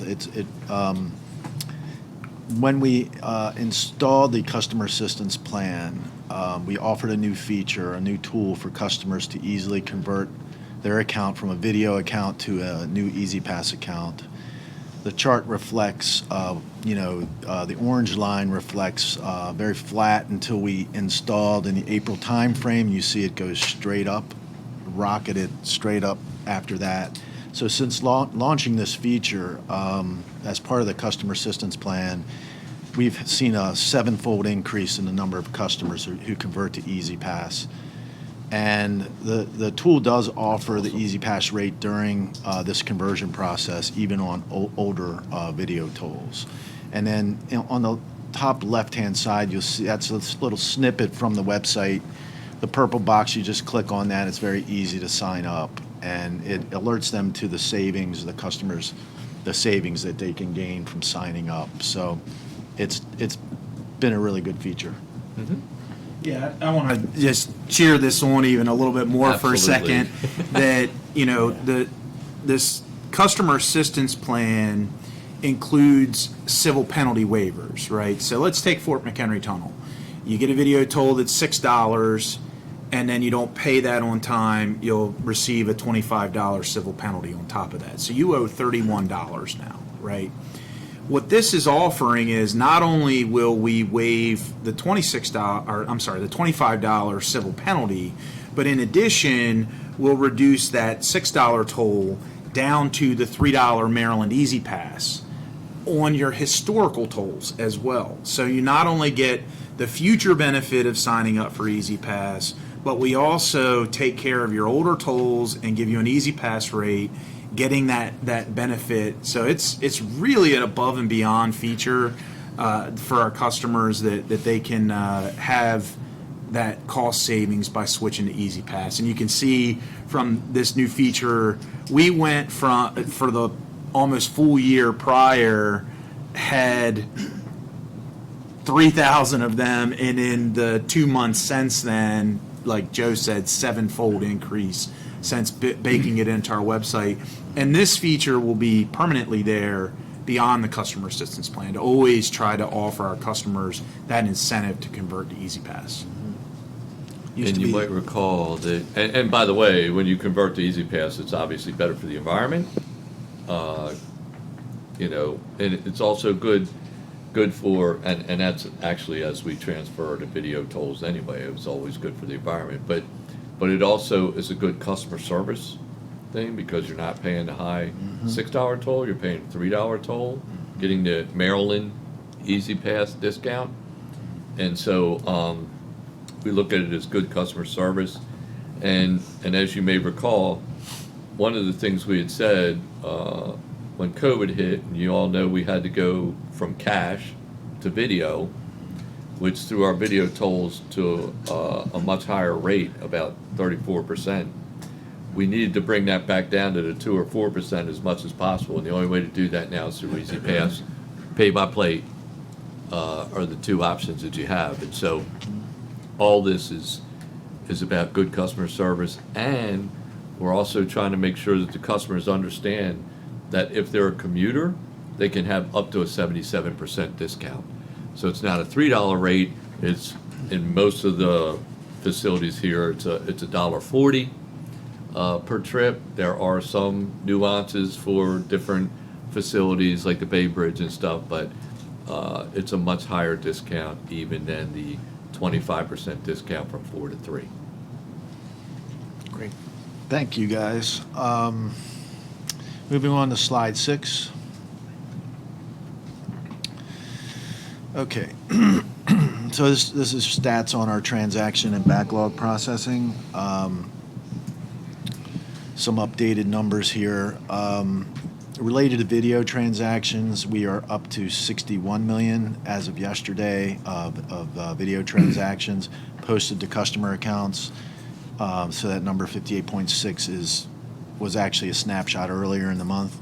It's now up to 61, and this allows them to pay electronically to receive the early payment discount.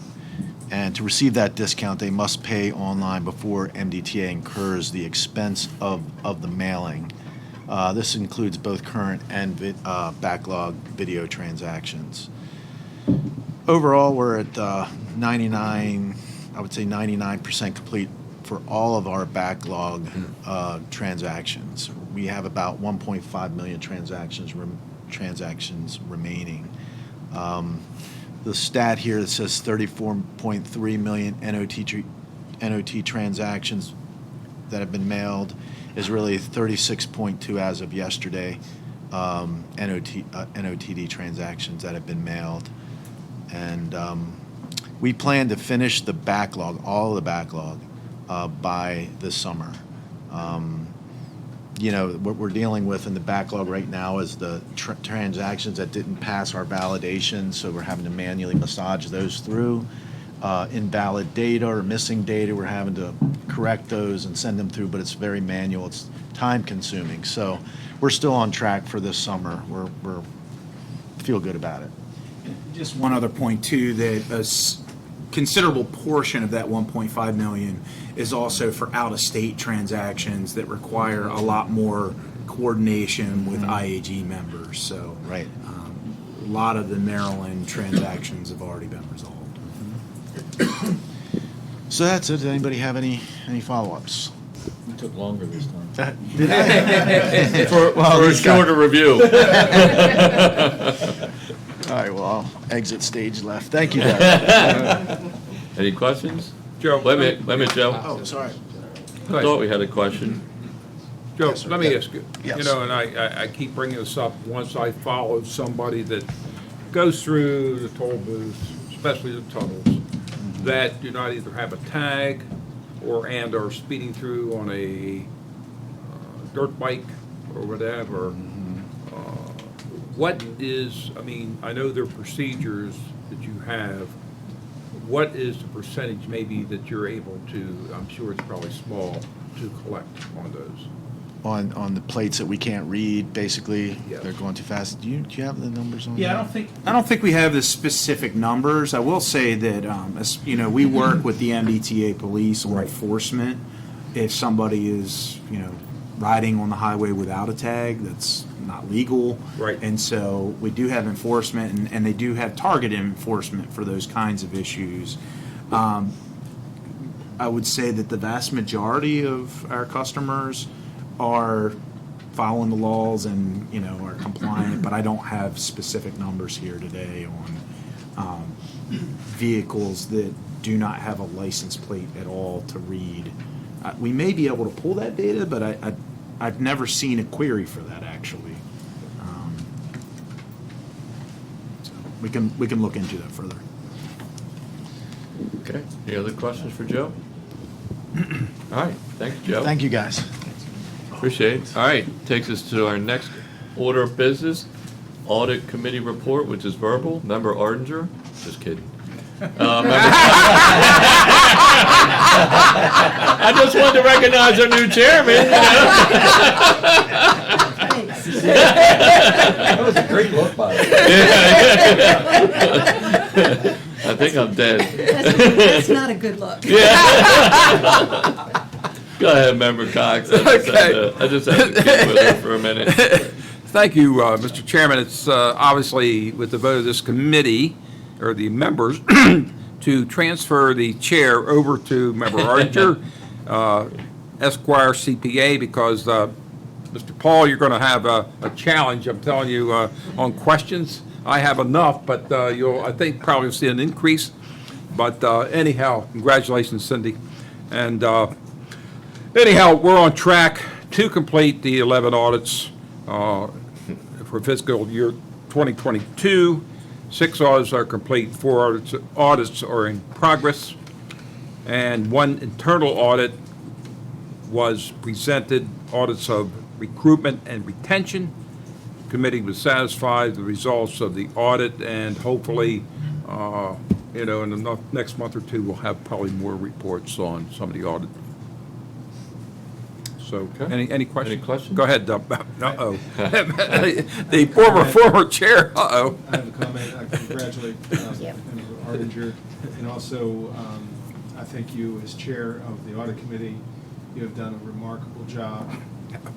Thank you for your leadership. You bring a lot to everything, the board, the committees you serve on, Member Cox, and a big thank you. So, well, I had this off, so. All right. All right, well, thank you. And I guess we'll look forward to next month's report from Chairman Ardinger.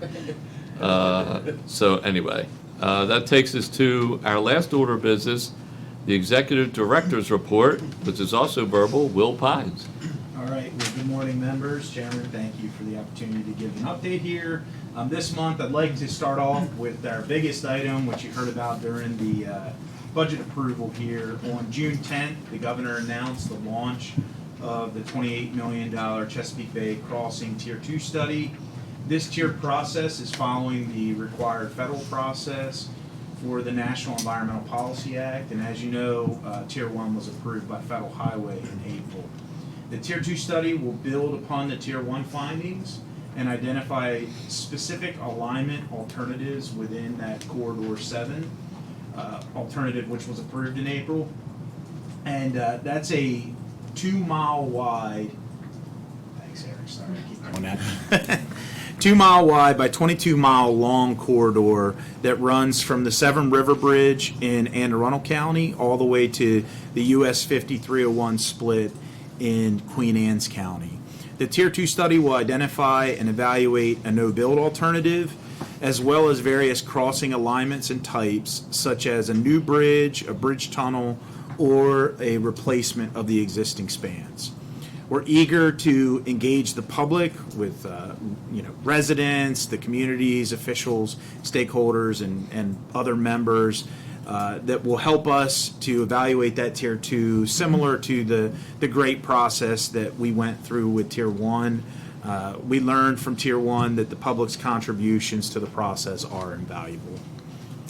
The Tier 2 study will analyze additionally buses, ferries, and transportation system and demand options, as well as how they may be used in conjunction with other alternatives. The study will take about 4 to 5 years to complete, and if a build alignment is, that alternative is approved or selected, another record of decision for the Tier 2 would be required before proceeding to final design, right-of-way acquisition, and construction. A no-build alternative determination means that no action of any kind would be taken. The governor's announcement marks a major milestone for Maryland that advances a path forward for congestion relief at the Bay Bridge and for local communities in Anne Arundel and Queen Anne's County.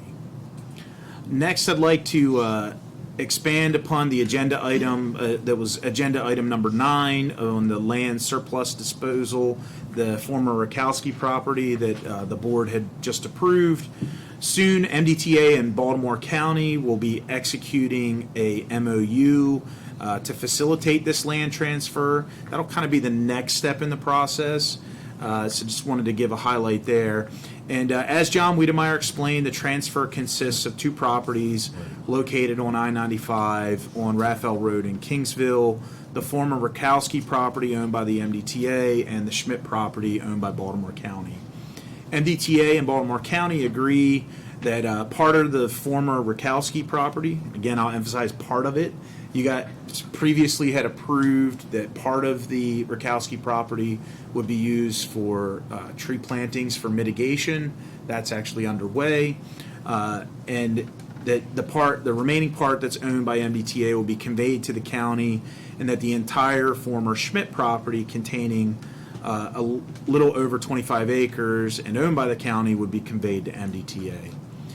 The MDTA, we do anticipate as part of that MOU that we will also compensate the county as part of the land swap for costs for them to mitigate hazardous materials, to complete changes related to open space requirements, and to improve the property for the county's use. So, this isn't going to be a land swap only. We do expect that there will be some compensation, and those negotiations are underway. The details of this will be provided at that future board meeting after we complete those ongoing negotiations and have the MOU executed with the county. MDTA intends to use the Schmidt property to construct a new maintenance facility to serve the extended express toll lanes. The new maintenance facility will be conveniently located along southbound 95 at the Raphael Road overpass, and direct access ramps will be constructed from I-95 onto that new maintenance facility. Construction of the new maintenance facility is essential for the effective maintenance and operations of the I-95 express toll lanes, which is slated to open up through 152 in 2025. Baltimore County proposes to utilize the 35.68 acres transferred to the MDTA for both active and parkland purposes. The conveyance of the county property to MDTA will be subject to the approval of the Baltimore County Council and is contingent upon the approval of the program open space conversion request. And we'll keep you updated on this process, but just wanted to let you know that this early approval that you gave today is to support future approvals that we will bring back to you. In the last couple months, I've also mentioned that the work of our Division of Communications that they're doing to educate and inform customers, that continued effort on outreach related to Easy Pass. Our Easy Pass and Drive Easy MD outreach team has been very active lately. The team is participating in new events. It's First Thursday concerts at the Canton Waterfront Park through the end of the summer. Any of you are welcome to attend if you have a First Thursday available. We've had a renewed relationship with local sports team, both major and minor league, like the Orioles, Ironbirds, Blue Crabs, Shorebirds, and Ravens, and we'll be attending several of those home games to help to continue our outreach efforts. This past week, the outreach team staffed a table at the Maryland Municipal League Summer Conference in Ocean City, what's referred to as MML. We also met with the Maryland Vehicle Titling Association, and we provided titling companies, small businesses, with educational materials that they can share with their customers to help them have their best positive tolling experiences. The customers that have worked with our outreach team have been really positive about the recent interactions, commenting on better experiences, both in terms of calling us and also using our web features. Providing mounting strips for Easy Passes continues to be a huge hit at these events. We actually provide a little bowl on the table where folks can just come up and grab them, and we do find that a lot of folks do need them. And I'm happy to relay that reports from the field are that customers have been receptive to why mounting transponders is such an important part of having accurate tolls and the best toll rates. At MML, the team was able to resolve some of the customer issues right on the spot or by the end of the conference. For example, a fire chief had 3 separate accounts and wanted to combine them into one account. He came over to our outreach table on Monday, and his request was resolved on Tuesday. An important goal of our outreach team is to educate our customers to help dispel rumors and to create a positive relationship with the Easy Pass and Drive Easy MD programs. And by reports from the field, we're having a great job and great successes on that. I'd like to give a special recognition to Tim Sheets and Kelly Mundell for their efforts managing our outreach operations. There's a lot of events ongoing, and they're doing a great job as ambassadors for the Drive Easy MD program. Now, I want to share with the board some great news, a positive thing for the MDTA. MDTA was recognized and won the MDQI award at the annual conference. This is for the I-895 Bridge Project, and we were awarded the Project of the Year over $5 million award. This is the biggest award that they have at the MDQI. It's the top award. Yeah. And we have Jim. Will's got the baby cup. Let's see the real thing. Come on up here, get in front of the camera so that everybody can see the Yeah, we have Jim Harkness, Joe Jakowski, and Bill Rando here today to hold up the trophy and to sing "We Are the Champions."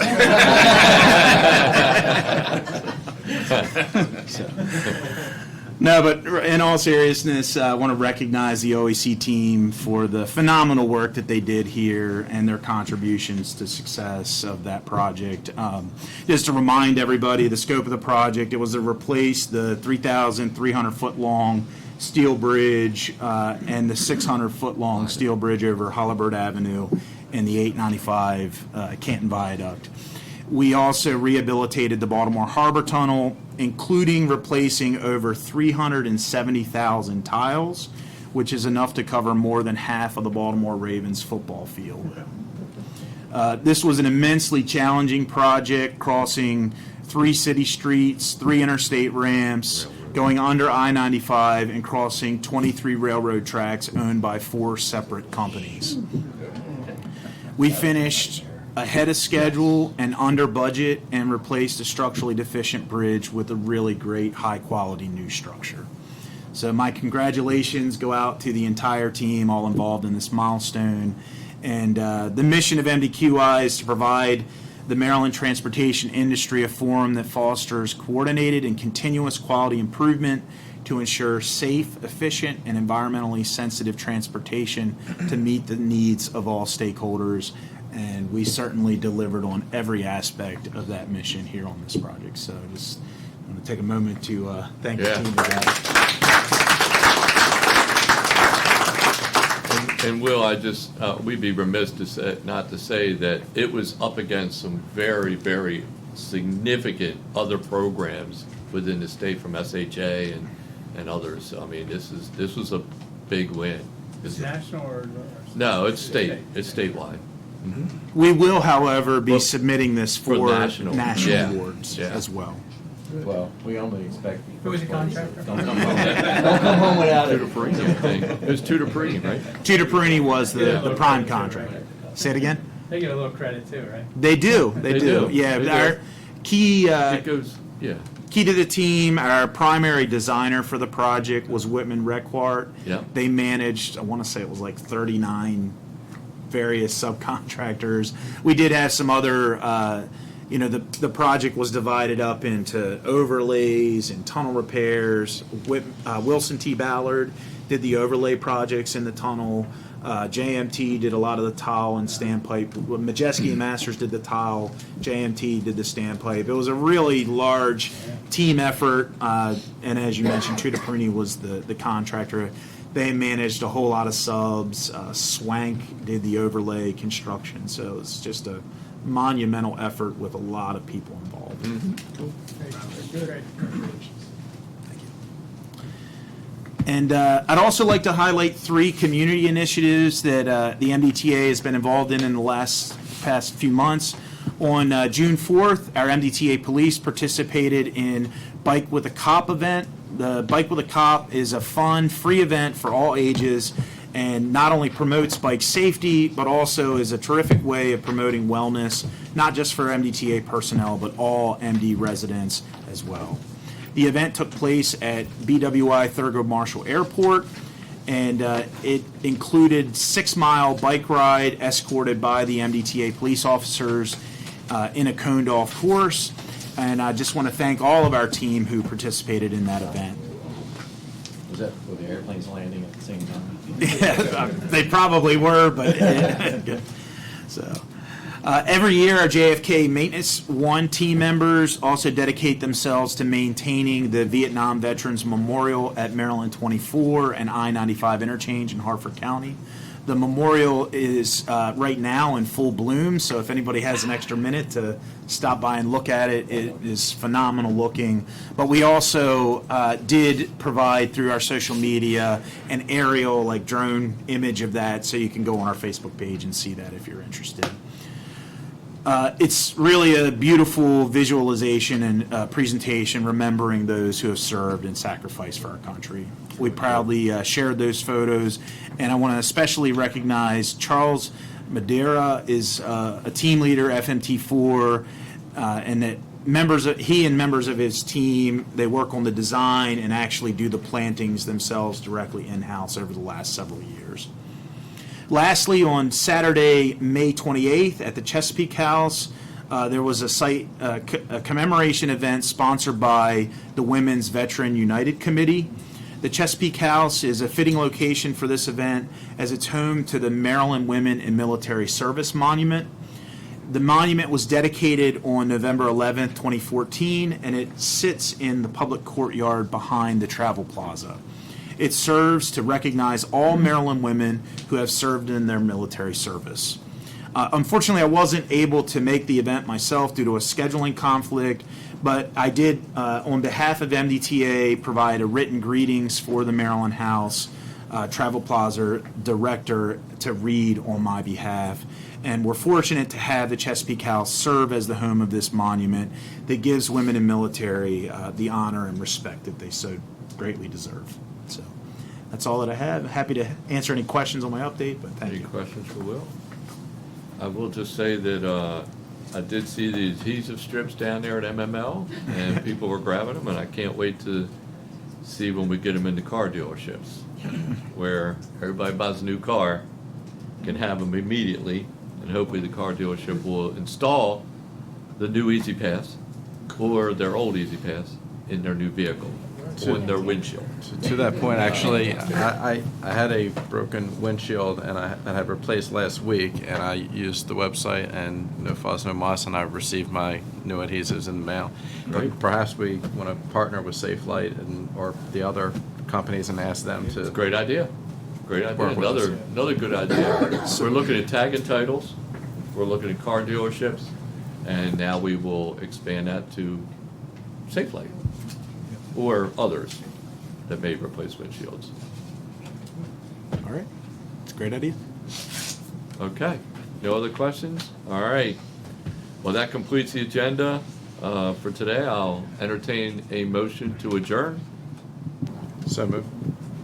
Been moved and seconded for adjournment. All in favor? Aye. Any opposed?